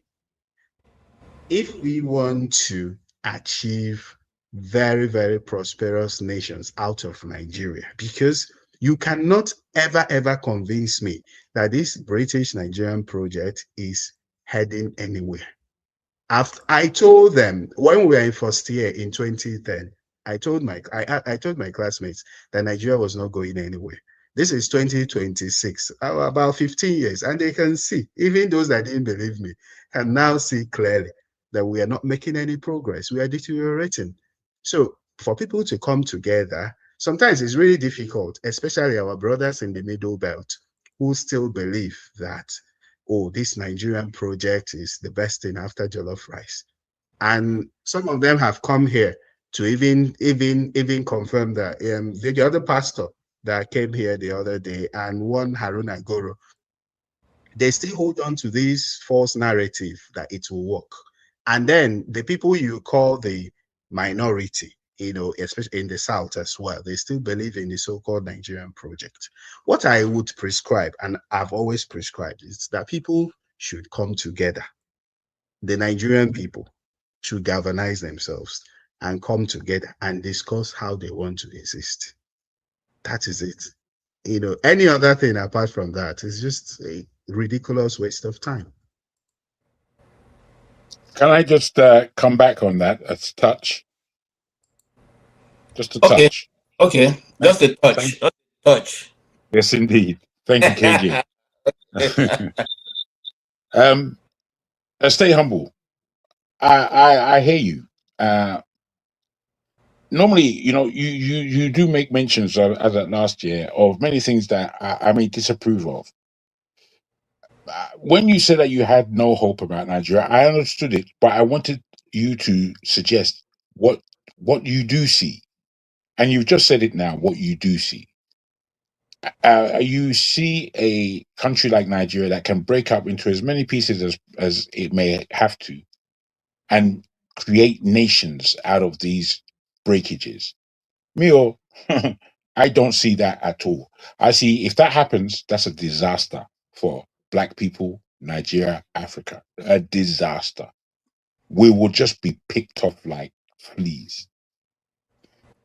When I say we need to stop, I mean exactly what you said. Nigerians need to come together for a serious conversation, the most serious conversation in the world, in the African history, the most serious. I'm not here to play. We can't be here to play and make all these polite suggestions and speak so me. No, this is a time of urgency.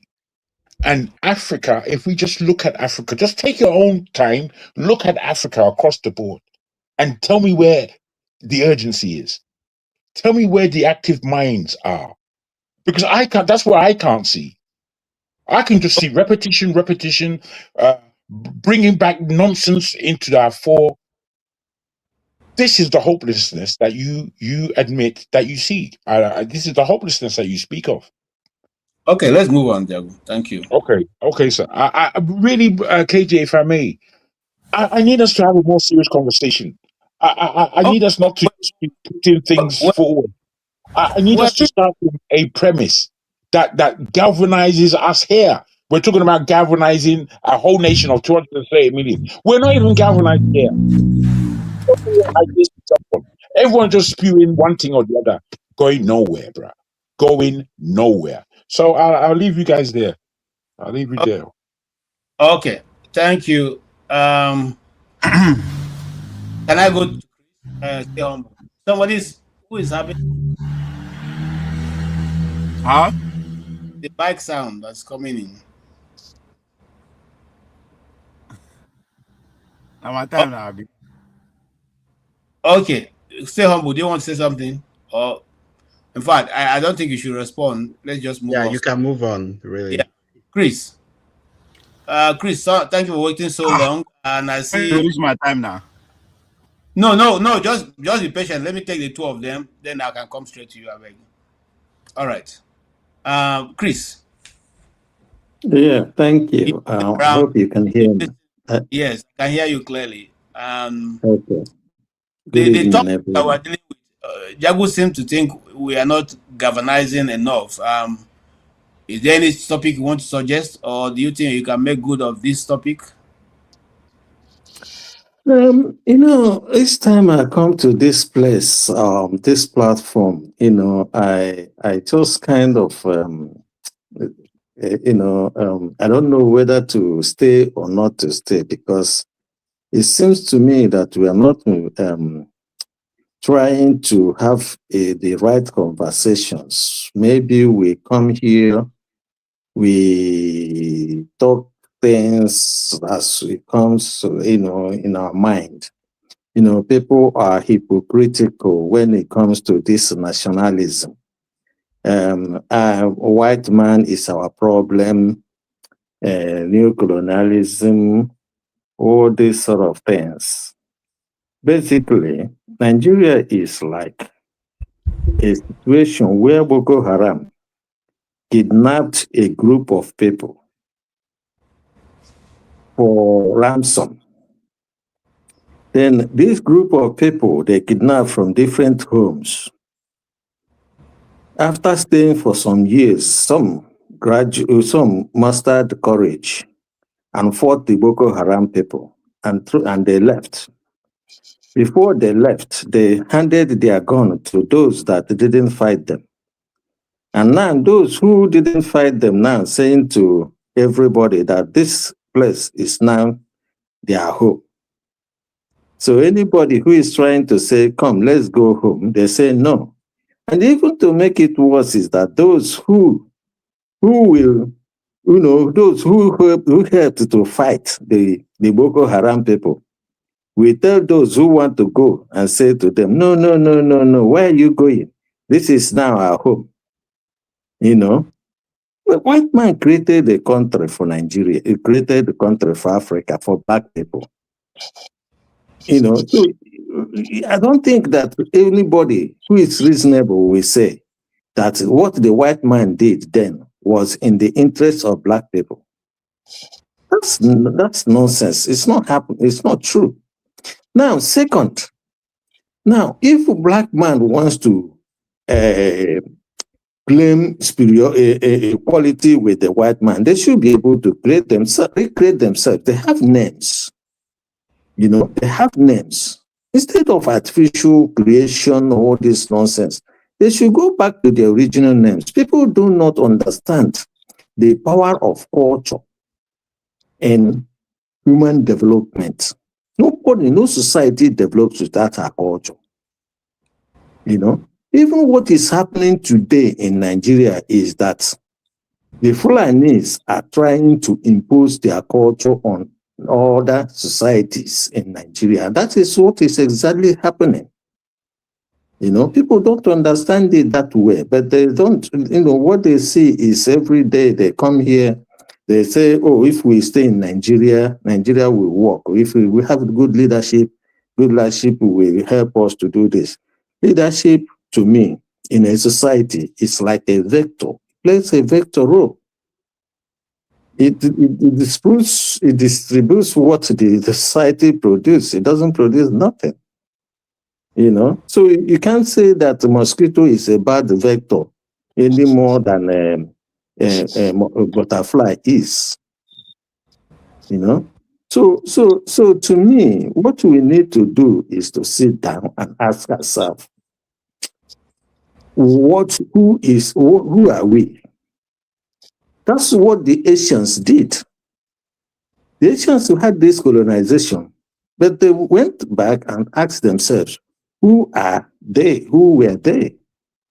And then from there, they now started reorganizing themselves and then started developing. But here in Africa, we are still trying to kill each other, trying to maintain what the white man left. And then we still call them neo-colonialists. I can see that we are stupid or we're ignorant or we are hypocritical if we make such assertion that we must never change what the white man created for us, and we must keep it like that. And now, I want to tell people, when people say if Nigeria breaks up, to break into 200 ethnic nationality, it is simply because we do not understand the meaning of ethnicity. Okay? If we understand the meaning of ethnicity, you will know that Nigeria do not have even more up to 50 ethnic groups. If you know that, Nigeria will not say they have up to 80 ethnic groups. I mean 50 or even 25. So, but the point I'm trying to make here is that go and look at the definition of ethnicity and look at the definition of nationhood. They are defined by they have the same definition. However, there is a little difference between ethnicity and nationhood. You can have multi-ethnicity in one nation. You can have multi-ethnicity in one nation, but you can't have multiculturalism. And that is where we make the mistake. And that's where Africans are not understanding it. You can't have multiculturalism in a nation, but you can have multi-ethnic group. That's when you can hybridize. And that's when they tell you all these things. They say there's strength in diversity. The existence of diversity itself does not mean a strength unless you hybridize. And that was what in the argument, when we go back to history, when Azikiwe was telling them it's time for them to merge all these nations into one. Okay? So in other words, to create this ethnicity, to use this ethnicity, there's something like, what we have today in Nigeria is cross-pollination. Cross-pollination represents contaminated products. But what actually we need to have if we want to have Nigeria or want to have all the nations and all the nationalities in one is to have what we call hybridization. Hybridization is a program that you regulate, okay? You select the criteria, the characters you want to maintain, and then remove and throw away every other character that you don't like. So country like America, for instance, is a hybrid nation. It's a hybrid nation. So people will go out there and tell you, well, America is a multinational, multi-ethnic. Yes, but they are not multicultural. The difference is multicultural. You cannot grow without your culture. If you don't understand the meaning of multiculturalism and multi-ethnicity, then go and understand it. If you don't understand the meaning of ethnicity and nation, go and understand it. And that's where we are making big mistakes, because we call Nigeria a nation. Nigeria is not a nation. And this is the reason why people like Shore will tell you that he's a Yoruba, but he's not a Yoruba man. Okay? I can tell you for sure, for certainty, that Shore is not a Yoruba man. If you ask somebody like Shenwa Kembaloy, he will tell you that he's a Northerner. Then you ask him, where do Yorubas live? He said they live in Southwest. See, this is the kind of information. Yes, this is the kind of information the journalists or the intellectuals give to the society that makes it very. Baba Chris, can I just interrupt you a moment? You see, No, let him. If I can, just one moment. It'll be very quick. Let him finish. Let him land so he doesn't forget what he's saying. Please. No, you let him ask. Let me ask him now. Thank you. I want to just say that one, you are quite repetitious, which is hard for my head. Two, when you mention certain things as a definite, and you don't give your equivalent answer, like you say, sure, I can tell you is not a Yoruba. What is he then? Why didn't you say? Then you said that there are only 25 groups. You never gave an example. You see, this kind of commentary is very, very wicked and suspicious, because you can pour out things, nobody knows what you're talking about, and then we just start grabbing at straws. It's not how to communicate. I don't like it. I need accuracy. I need you to be accurate in what you're saying, not just be spitting saliva. Please, it's hurting my head. That's all I wanted to say. That's interesting, and I like that criticism. Okay, let me explain this to you. Okay, first, my question of repeating these things is to enable people to understand it clearly, because many people don't understand things once. But should I be repeating it again and again until people understand it? Yes, I would. That's one. On the issue of ethnicity is defined. You don't choose which ethnicity you are. You use criteria. It's a unit of classification in human taxonomy, okay, that uses culture, language, history, and social value to group people. So in other words, if you are Ijo, you can never be Igbo. In other words, if you are Yoruba, you can never be Hausa. So you can never be Ijo and a Yoruba at the same time, because these are different units. Do you get what I mean? So it is proven that Chiore is an Ijo man. So he cannot be a Yoruba man. Because you cannot have, because these are different units.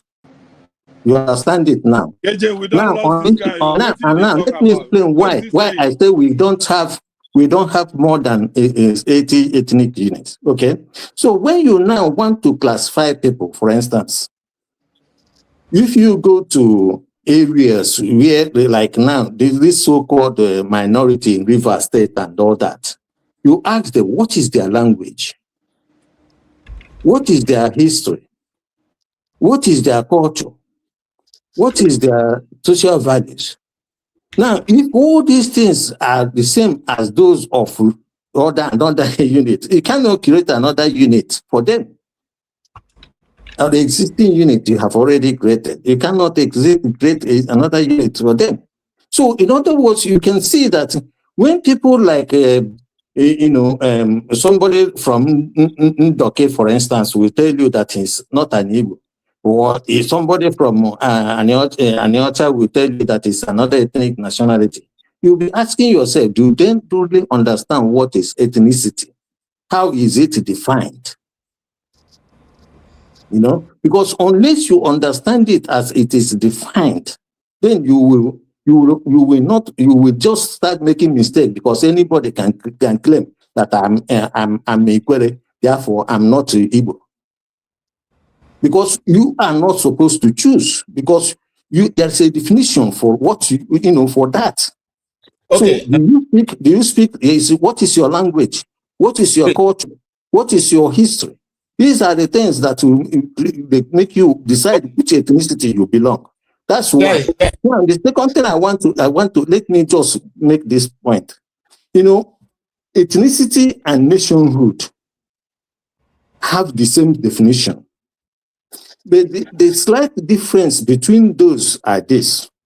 One, You know, because they call it in nation, they call it ideology, which is just called social value, right? In nationhood, they say any nation must have one ideology. You can't have 3 or 4 ideology in any nation. Okay. It must be. Yeah. I need to run. Okay. Sorry. Sometimes I don't come here because Chris, most of the time you don't have enough time to explain this thing. Chris, hold on, Chris. I just wanted to say, Chris, that I am going to do a special program and it'll just be you as a guest. You break down these things. We bring people who are only going to ask questions concerning these issues. We're not going to come and everybody running everywhere. Okay? We will now put it together, and at the end we'll now find a front that can suit everybody. I understand what you're saying, because once the tongue seems to be a little changed, we remember that lady who sang 1 kilometer is another language. The languages may not necessarily be different. There may be a swing to the language, but doesn't necessarily mean they're not the same. Like my community, a lot of Chim is, you can walk to come from my place, can walk to Chim's place, but they have a swing to their own language, and we have a swing to our own. They say their own is more correct. We say our own is more correct, but we're all, from the same language group. So sometimes these things need to be taught. In a nation, the people who want to develop a nation.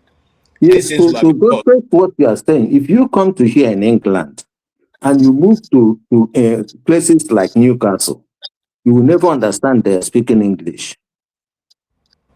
You will never know they are speaking English. If you go towards Newcastle, Manchester, you will never understand their English. But if you are in London, you will see, you will understand their English. So this is the point that we are making. Yeah, that's what I'm saying. Let's have a special day. I will think of how to fix that, and then we can all have that discussion. Let's go to Iwese. This is a man that we're looking forward to hearing. Iwese, you're welcome. Follow this. Yeah, thank you, guys. This is a man that we're looking forward to hearing. Yeah, thank you, guys. Welcome. Appreciate it, man. Yeah, thank you, guys. This is a man that we're looking forward to hearing. Yeah. Thank you, guys. I would say your technology There's chaotic. there's echo there. Okay, let me just make this one. Yeah, I turn off the television. I've been listening to everybody. Okay.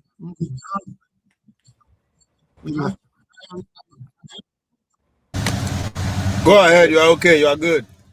Go ahead. We can hear you clearly. Can you hear me? Yep. Yes. Can you hear me? Yes, you're good. Okay. I've been listening to everybody, and I appreciate the contributions. But I'll first go to refer to Jagun Uvie, stay humble, and then the Chris. First and foremost, it beats me that somebody who live in England is talking about how Nigeria can develop based on culture. You can live in England, stay there, die there, collect your pension there, die there, without for one day living in Nigeria. And what difference does it make? Secondly, the next thing I'm going to say is this.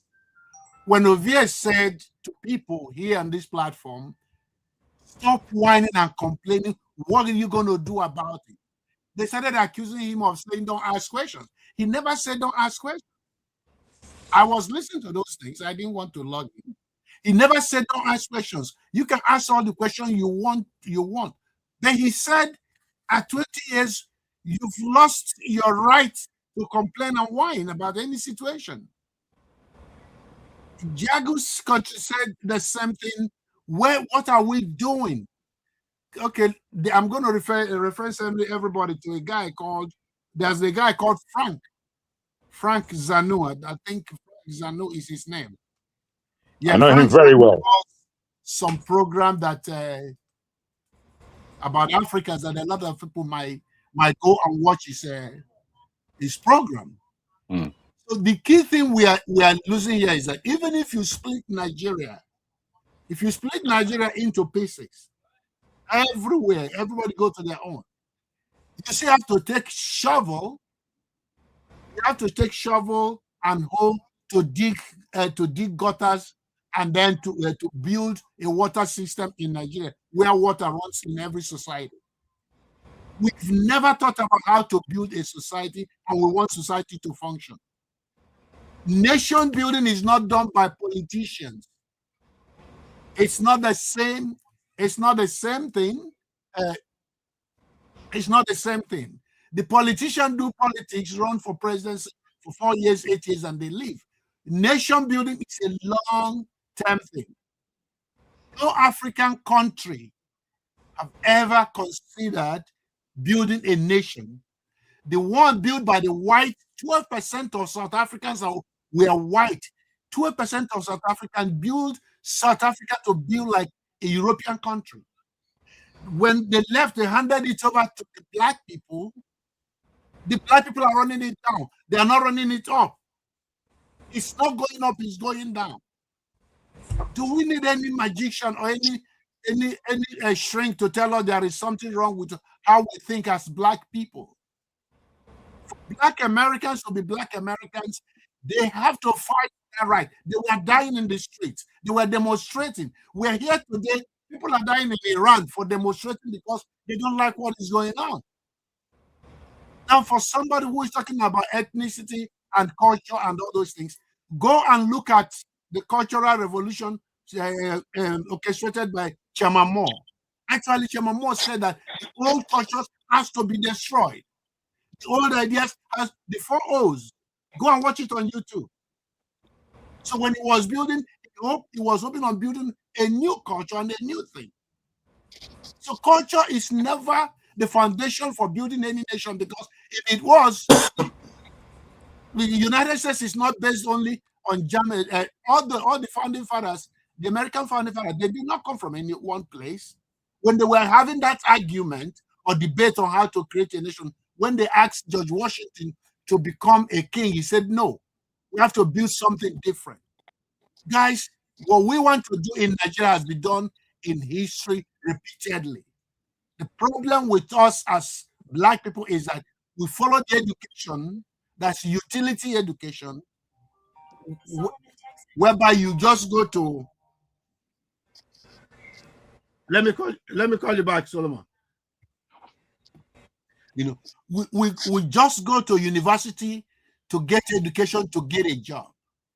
The education that teaches you how the world works, the classical education, philosophy, and all those things, we push them aside. We have to learn what the people did in all these societies that make them where they are. And so that's what we're going to learn. Because don't forget that even when the Japanese left the Meiji system, they invited American experts to come and teach them how to build factories in Japan. When Chairman was starting before the communist system, he went to Russia and contracted with Russians to come and help them build their factories in China and help them build their railroad system and all this kind of stuff. It was because of the collapse of that system that he started in another one, and the people were against him. The people were against it because everything is started in Leap Forward.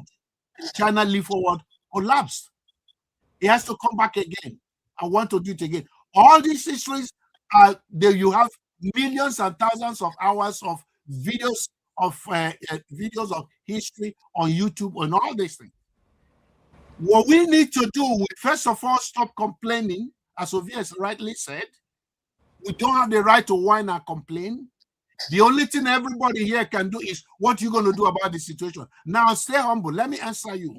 You said that you don't like the people giving money to the you don't like the people giving money to players, soccer players, and everything. Fine. And you don't like it's all this is they do. Let me tell you. Let me tell you one thing. Let's assume I'm a Nigerian and I was elected as a Nigerian senator today. I know what my goal is. My goal is to steal money. And if I steal money in Nigeria, I don't care what you think. I don't give a damn who I give my money to. I can give my money, I can use the money I stole. I didn't work for it anyway. I can use the money I stole to buy a girl a Lamborghini for $2 million. What difference does it make? What am I saying? The Nigerian politicians know their intent and they know their goals. The people who are lost in the system, it's all of us sitting down here thinking that we are talking to them. No. You are talking to me, I'm talking to you. They are not part of us. We are discussing with ourselves. What we are talking does not have anything to do with what they know what they want to do. They know their goals. They know where they are going. They know how much money they're going to accumulate at the end of the 5 years or 10 years in their place. The challenge for all of us here is, what are we going to do about our situation in Nigeria? It's not about anything. The cultural thing or something like that, it's not an issue. Because everybody wants the same thing. You're an Igbo man, I'm an Igbo man, you're a Hausa man, you're a Yoruba man. You want your children to go to the right school, come out and be in a society where there is job. That's what we do in America. That's what we do in United Kingdom. We are not suspending our tribal system to be in United Kingdom or to be in United States. With our tribe and everything. What solutions do you prescribe yourself? There's no time. The solution is what he's telling you. Listen to that man now. Listen. Your tribe when you wake up in the morning and when you go to sleep. Okay. There's no time you from. Can I just respond a little bit? The Igbo community meeting anywhere in the United States, there's a fraction. There's a friction anywhere you go. Umuada conference for the women. There's no state you go to the United States, they have not split into 2 or 3. They're all fighting. There's no Yoruba person there. There's no Hausa person there. Can I respond to him a little bit? Just 1 minute. No, I don't understand. I'm just going to get there and end it like this, and then I let you guys go because I'm going to. See, when you mentioned, can I say something? Hold on. You guys should allow the guy finish. Hold on, let him end. Everybody, hold on. It's my turn, please. Iwese, have you finished? Iwese, have you finished? Have you ended? Yes. Okay, he has ended. He's muted. Please, can I just respond a little bit? No, don't respond. You get the time. Hold on, let's recolonization talk, and then yes, then we'll take our final round because we must stop at 3 hours on the dot. Go ahead, recolonization. Thank you very much, my brother KJ. You see, say the time where that man they holler, I just they give him they blow and kisses and they raise hand for him. You know why they do so? This is my brother Chris. He kept us waiting for 10 minutes. Only Jago was able to challenge him. I could not understand what that brother was saying. He couldn't land. I was waiting for him to land somewhere in one bus stop or the other. He couldn't land. You see, KJ, Nigeria, what that man just said now is the problem, is what I've been calling on this platform. 95% of Nigerians are educated illiterates. All they can provide to you, especially nowadays, they have their university graduates or their senior Agberos of Nigeria, SAN, or their doctor something. That's you see the brother where Unakari come today. He was telling us what a baby in Nigeria will be laughing at. You understand me? Oh, we should go and vote. Jagu made I wanted to say that what Jagu said today he has spoken my mind. Peter Obi, where is Peter Obi today? Back to criminals. People will make them become Peter Obi for last election. Nigeria in there now. They wear the same coat with them. Nigerians don't see anything bad about that. Some people are telling us, what do you expect him to do? You understand? Some people go make arguments. There's no political party in Nigeria where you will find saints. You understand? So many brothers there for this platform today, they have said a lot of things. I just they laugh at them. This, my brother says something. Only 12% of South Africans built South Africa where we know today. Since they left that country and handed it over to this our black head, with our wickedness. Where is South Africa today? Rubbish. According to Jago, he go tell you rubbish. And he means it. When you give anything to black people to handle, just forget about it. And this is the problem of Nigeria. When they come, they go make argument, tell you, say, white people are the problem of Nigeria, white people are this. All of them live in the white man's land. They live well, doing fine in a white man-controlled country. They are doing well. But when you want to argue, they will start telling you that those white people are their problem. And they are living under them. You understand what I'm willingly now? They went there to bow down to the white people. Where did they complain about? Tell them to go back to Nigeria. You and them go begin fights. Or God forbid. It's not, now you go to see some people go even start prayer for your head. How do you want me to go back to Nigeria? So KJ, what these guys are saying today, everybody, you know, this is your platform. I love you so much. Just, you have your views. Say what you like. But when we come to Nigeria, where all of us they here for the struggle to see whether we go repair Nigeria.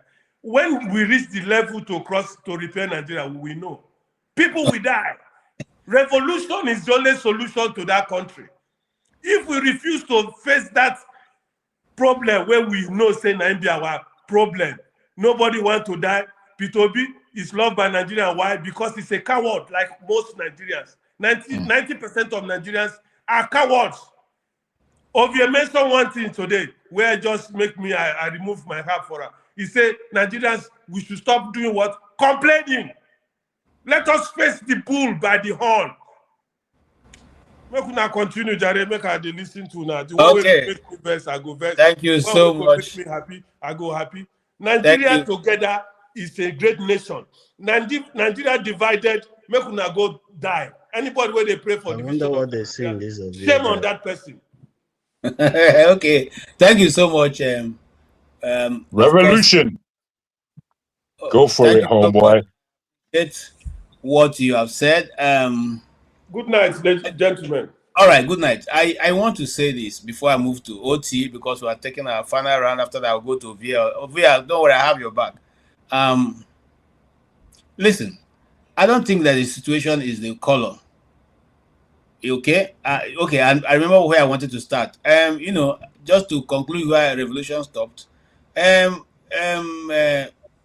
OT, okay, OT is from Anambra State.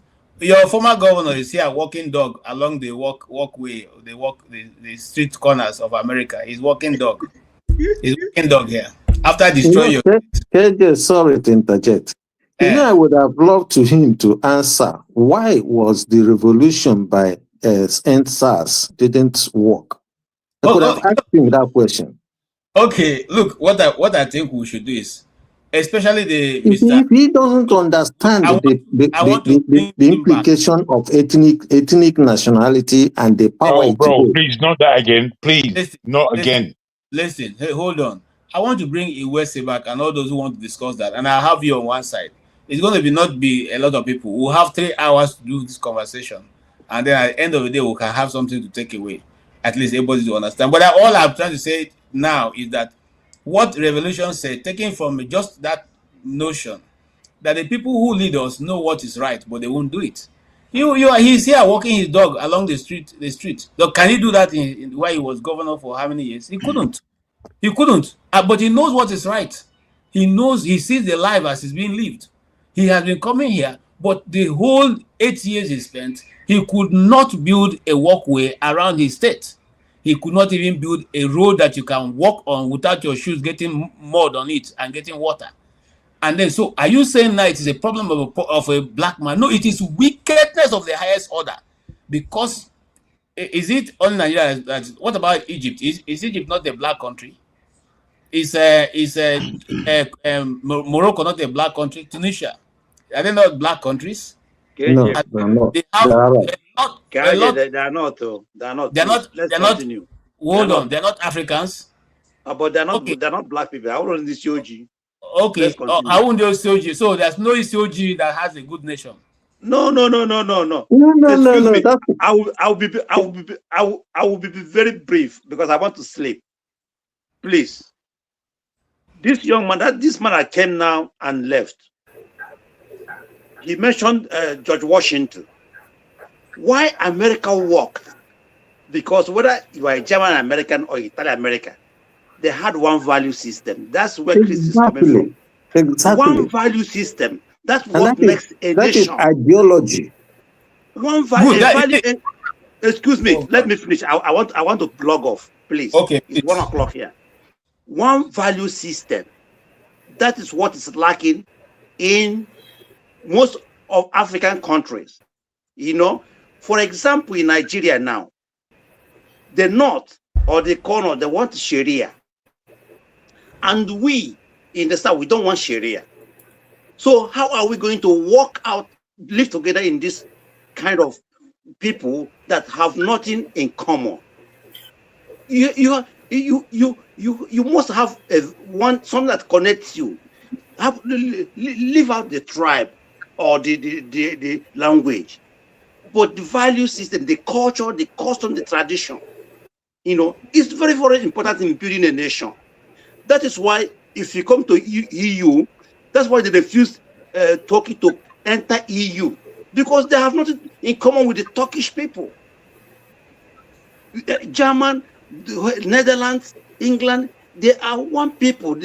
Even though they have different languages, but the culture, the language, I mean, the religion, everything is the same. That is why Turkey can never be a member of EU, because they have nothing in common. Commonality, culture, custom. That's very, very important in building a nation. Not this thing we have in Africa. That is why there's no sub-Sahara Africa that has running water, because we are not in the system at all. My brother, everything you're saying is fundamentally arguable. I understand where you're coming from, but it's extremely arguable. When you talk about Turkey and Turkey's history, it joins Europe and it joins Asia. The thing that you are missing is that you have to admit, and revolution was extremely clear, we as Africans are a wicked bunch. I'll tell you for why. When you're talking about we don't have running water, my father is a water engineer. He's a biochemist. He's now late. He went to Nigeria with the plans. If you come to London, you would see something called the Thames Water Barrier here. That's my dad in this London in the 1960s, 70s. We have the expertise. Do you know what also we have? We have the money. We have the money to create a decent society with infrastructure inbound. We have it. Finally. Wait.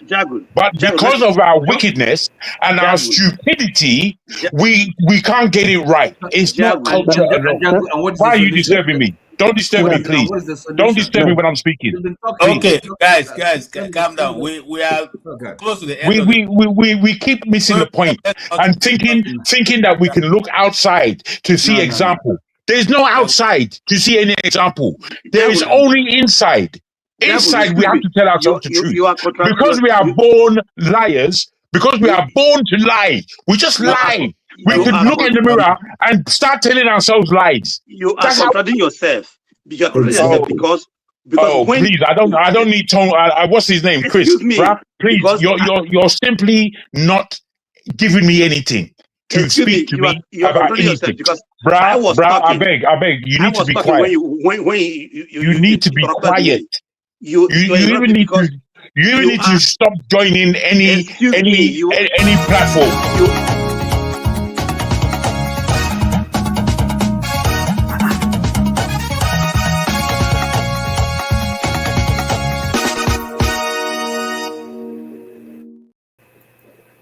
Okay, guys, calm down. Thank you, KJ. I'm cool. I'm cool down now. All right, calm down. Let's go to Oti. Oti, go ahead. Now, good evening, everyone. Jagun said that. Well, he referenced this revolution. Approvingly, he said something. Well, revolution. People that come here and then maybe every other day different name. Revolution. I think the other time he was it recolonizers or something, Now, I listened to, is it a West or something? The only thing, you know, I think the when he talked about I can't even remember. I mean, the only good point he made. But I'm here to say that Chris, there's a lot of merit in what Chris is saying. You know, now because um, the America, Wesley lives in America, and perhaps maybe he doesn't appreciate that they have one culture. Okay, you know, from this foundation, the Christian worldview, that's a culture. Religion is a culture, and you know, and sorry, is a West, what is it? Wesi. All right, okay. So the fact that maybe amongst the Igbos that we have, you know, kind of all these factions and arguments and all that, you know, it doesn't matter. I mean, it's politics. You know, these things are bound to exist. People don't have to agree, but at least there is, you know, there's a kind of common value, common worldview. You know, the people can, I mean, even within families, right? People have arguments. That is, but it cannot bring two families together, for example, and then call them a family. You know, then there's no business. It's no longer a family. The same thing applies to a nation. So a nationhood, you know, there has to be that culture. Even in Europe, we're talking about, you know, so they used to kind of, if like promote multiculturalism. And where is it today? And by the way, what the European countries, you know, small countries, you know, the geographical small places, they have all these countries. Why is that so? Why is Luxembourg and you know, a principality, self-governing with autonomy, and Ireland, Scotland, Wales, and you know, I mean, these are kind of, even if not full independence, but at least autonomy. They have self-determination. Why? So, and then somebody, you know, kind of, you discount culture, it does not matter. And it doesn't make sense to me. So, and then who discounted that, please? I don't know who discounted that. Nationhood, nation building. Well, of no, course, no. Who? Sorry, sir. Who discounted yourself? Revolution. You. Non-culture. No, you say it doesn't I matter. never did. That means that you don't know how to listen. I never did. You just want to be accusing. You're an idiot. You people that lie against another person's speech. You are complete bull. Stop. Listen. Stop, please, Jagun. Stop. No. It's, he can You call don't me need names. to tell him to stop. Just remove him. No, stop. You may not like me, Mr. Man, but Stop. I simply don't care. Okay, Jagun, it's not. Listen, Jagun, the program is not only about you now. Don't calm down, please. Bros. If I can speak to you, KJ, forgive me. Please. Forgive me. If I can speak to you directly, I like the way you're managing this show. I think you're managing such a healthy discussion with humor, wit, and wisdom. I believe that. However, I'm not going to allow hateful people to deal with it. You can't deal with me. You cannot. Because why? I'm a truth sayer. So you, my man, Mr. Stay Humble. It's not that you should stay humble. You should shut up if you're going to deal with me in any idiotic fashion. Otherwise, maintain your respect. Sorry. I don't see. I thought you said you wanted to speak straight to me. Now you are leaving me and addressing other people. Please calm down. Please. There's nothing hateful about, you know, I mean, like people, for example, you know, when somebody's talking about, you know, the value of culture and really and culture being, if like an essential ingredient in any kind of nation building, you can just bring peoples that have little in common, don't have share a worldview. Now, for example, we talked about, I mean, and in a clear example, this Sharia, people who want to have a Sharia, perhaps not believing in democracy or in or the autonomy of the individual, and then you want them to be in one country. How is that going to work? I mean, invariably, there are kind of, you know, contradictions, internal contradictions.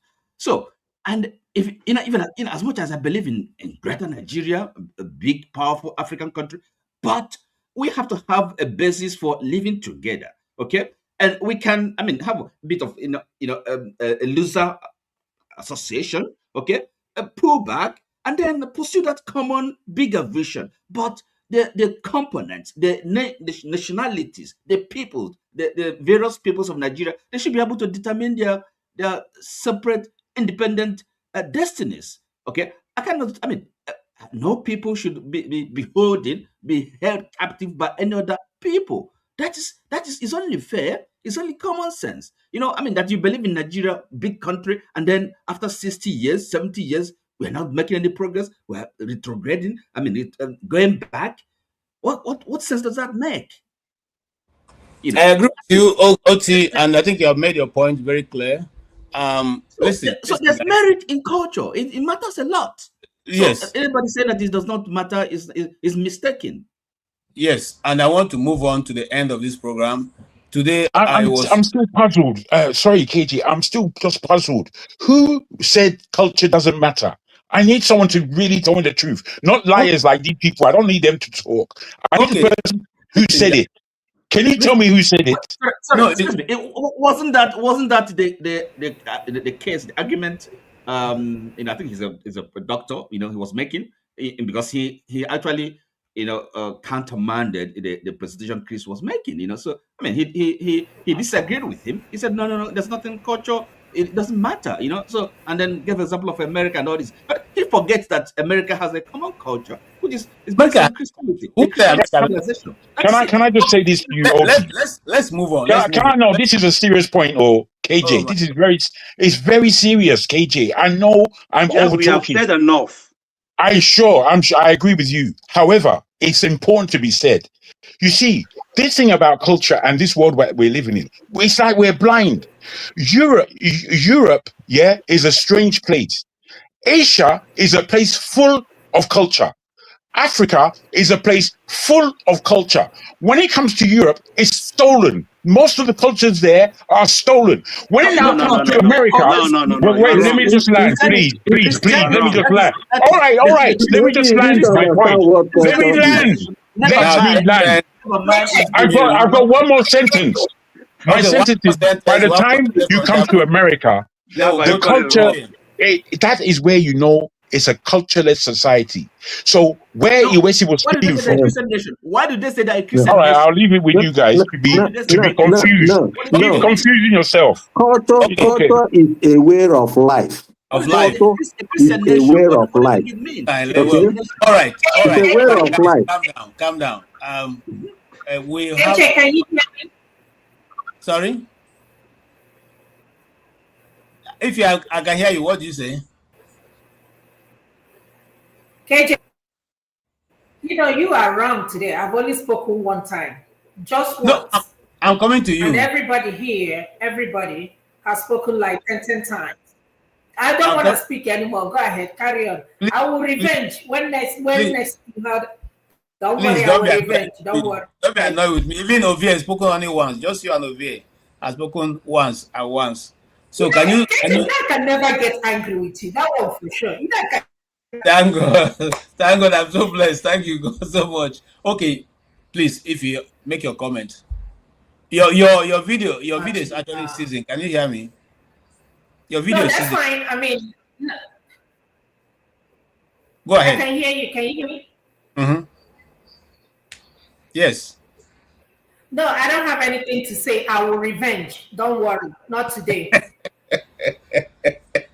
Okay. Thank you so much. Ovie, fire. It's been a hectic day, I must confess. It's not what I expected, but God is helping us to the end. Yeah, I think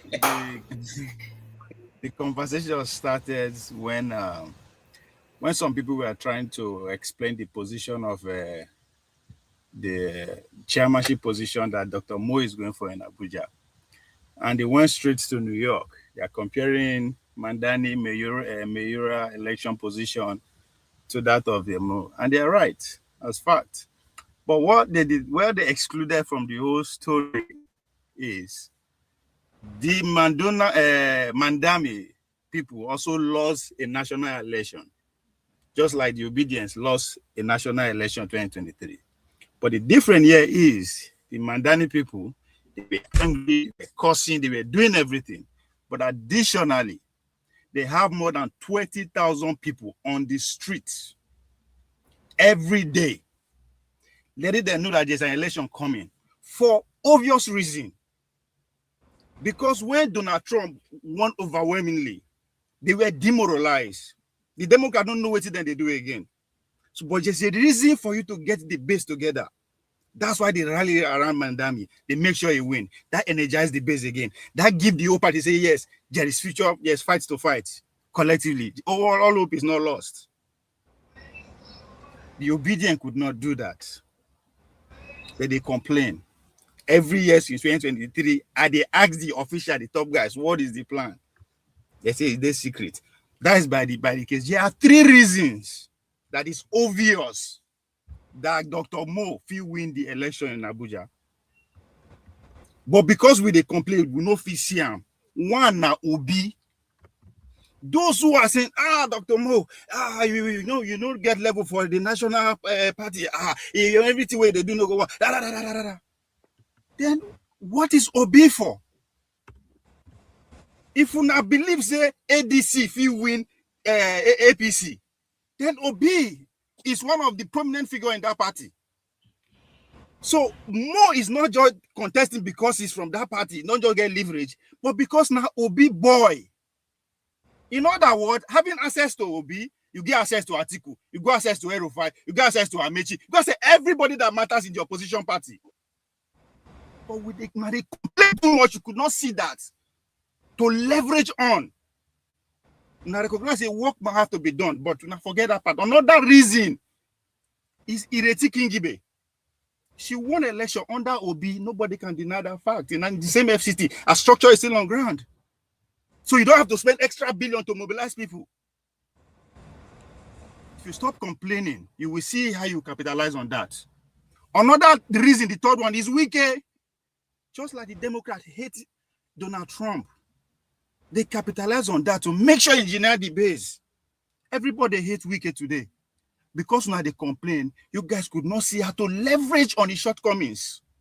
The guy don't they make mistake every day. He's busy fighting for his life, political life in Rivers. If there's anything at all Obedient we do now to make sure that fire never quench, so that power when it isn't gave Abuja so in go lose, keep him busy. I'm not supposed to tell Obedient this thing. You guys have everything laid out.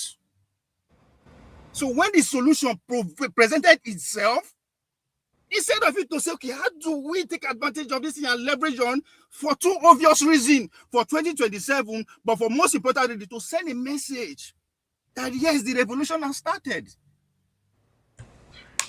No, would they call why? Why? You are scared of doing it. Somebody say, I will do it. The revolution don't go come at a bang. It takes evolution to lead to revolution. That right there, if you guys carry out that plan away, it's called evolution. It can only evolve. Kwame Ture said, if you organize little, you get little done. If you organize much, you get much done. If you don't organize, you not get nothing done at all. So that's why I sounded the way I sounded. Not because of it or anything, just that I am seeing very clearly. And it's not because of anything. Everybody can see it. Waiting I talk is not be saying is so strange. As I mentioned, they click in your memory, say, yes, this is actually feasible. Okay. We get caught. Not be everything. We cannot win big. Let's win small first. I agree with you. I got the charge Obedient too. I agree with you. I'm sorry. And by the way, where do you belong? You talk about you guys.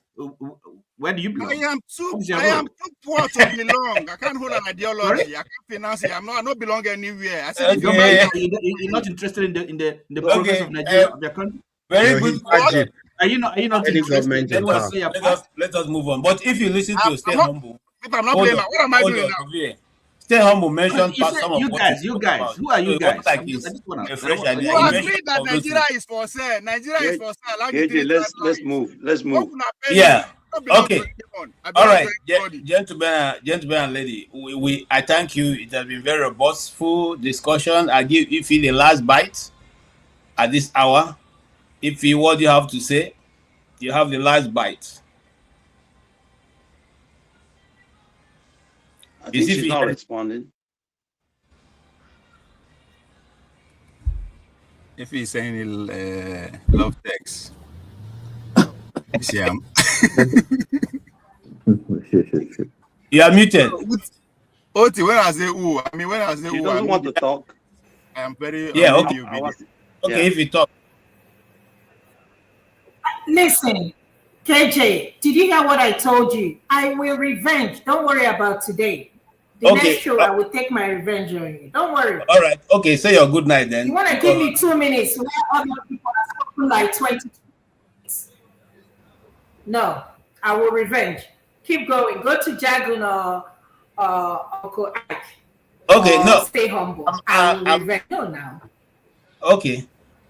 Gentlemen and ladies, we've come to the end of this discussion for today. Really? KJ, that's not fair. Somebody wants to know the importance of culture in nation building, and he didn't want us to give him the benefit of learning the importance of culture in nation building. Bring the show to a close. Good night from here. Thank you so much. Thank you so much. Thank you so much. Every single one of you have done so well. Thank you, Ify, for coming. Thank you, Ike. Thank you, Ovie. Thank you. With all your thank you, please give me 1 minute. Okay, I'm coming. Thank you, Stay Humble. Thank you, Jagun. It's been robust, I must confess. Whether anybody likes it or not, it's been robust and well rewarding. We're not going away empty. We're going away with some things to think about. Whether you accept culture is part of what is whole Nigeria or not, well, that is a discussion for another day altogether. We will see how we can make that happen. Then we can have another meeting on that. Ike, you want to see something real quick? Because, like I said, Dr. Damages are giving us instructions. It has to end after 3 hours. And I'm 3 hours, 6 minutes now. Okay. Real quick, what if you want to say something? No, Uncle Ike, no. Next show I will revenge. Don't worry. Okay. Okay, real thing I want to say is the 3 things that Ovie mentioned. Ovie, I want to thank you, but also I want you to know that those 3 things is on play. You can never continue to make the same mistake every time. So I thank you that you are following really Nigerian politics to the ground. And I want you to know those 3 things you mentioned is a complete package of what we are hoping that Dr. Mo will be able to win the election in Abuja. Thank you for seeing that, because a lot of us did not see it. Finally, my brother Jago, I just want you to understand, because maybe out of anger and frustration, I know how many times he mentioned calling people idiot, I mean, you're an elderly person like myself, and we are in the public space. Sometimes most of our children brother, I love and respect you. I love and respect you. However, I will stay myself. If people come across stupid, I'm going to tell them that's what they are. Please continue, but please, lecturing me is pointless. As you said, I'll be Big Baba now. So I know they hear nonsense again. I don't have time for it. Okay, we need to end. Instead of blaming Jago, you should blame KJ, because if I were him, I would remove. We know your bastard nature now. We know the nature that you have. You have a nature that is not. It's not full. You're not full. You're one of the liars. You're cowards of the nation. You are one of the problems of the nation. No. We don't end like we that. know who he is, Joe. No, stop. Damn fool. Please. Ekpini, me change. Ekpini, Omo. Please. All right. I thank you, KJ, for a marvelous job. Because this wasn't easy. What we've just experienced today was not easy, and I really doff my cap to the way you managed everybody, including me. I'm part of the panel, and you treated everybody with the respect I think they deserve. So I want to thank you. Thank you too. I thank you. I know that sometimes these topics can be very, emotional, especially in a country that's fragmented in so many ways, and individuals with different ideas and different culture and different upbringing. Look, when I got to America, one of the things I was forced to follow is that somebody can insult you and you can't do nothing about it.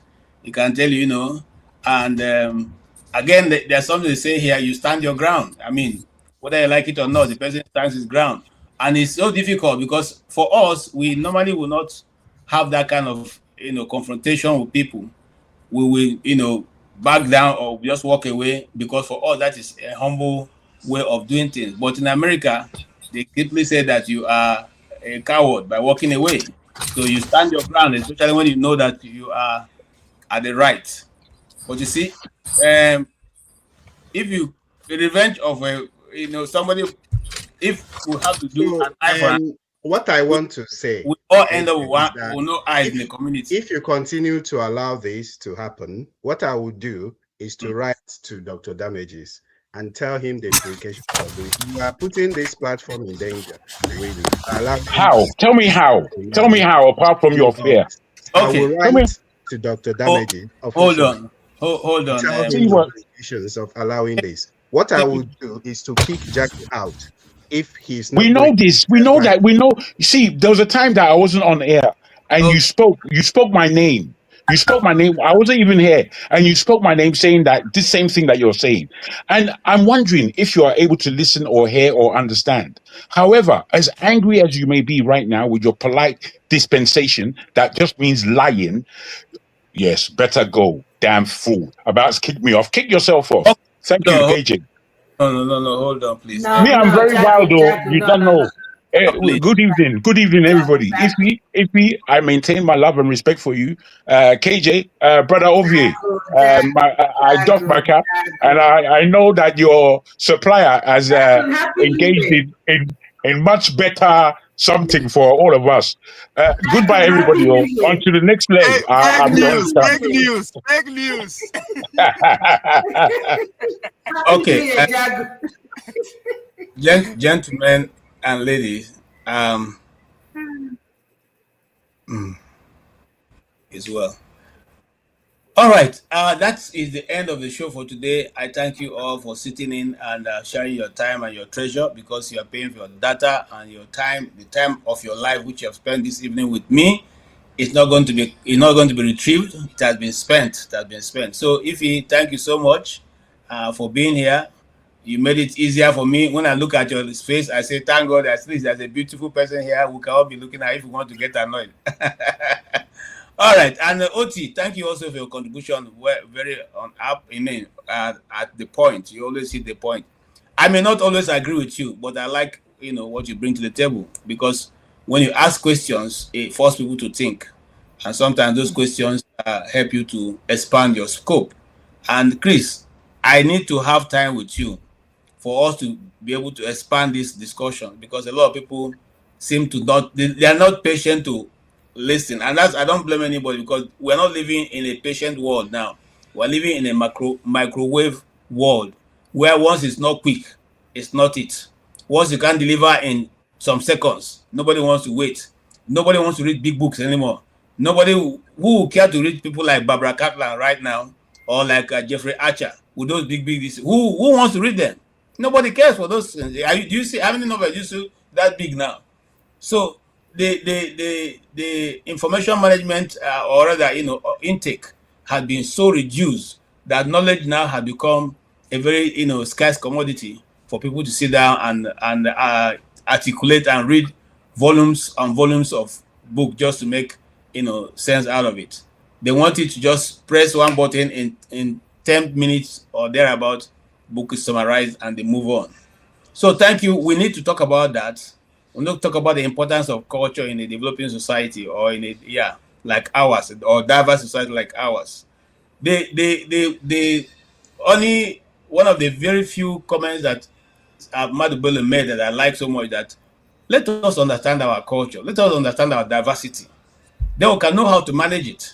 There's no way we will not if I don't understand what is important to you, and I can manage you properly. I must have to understand those things, and then we also have to make a decision if it's Sharia we want, because right now they are clamoring for Sharia to be everywhere in Nigeria, if that's what you want.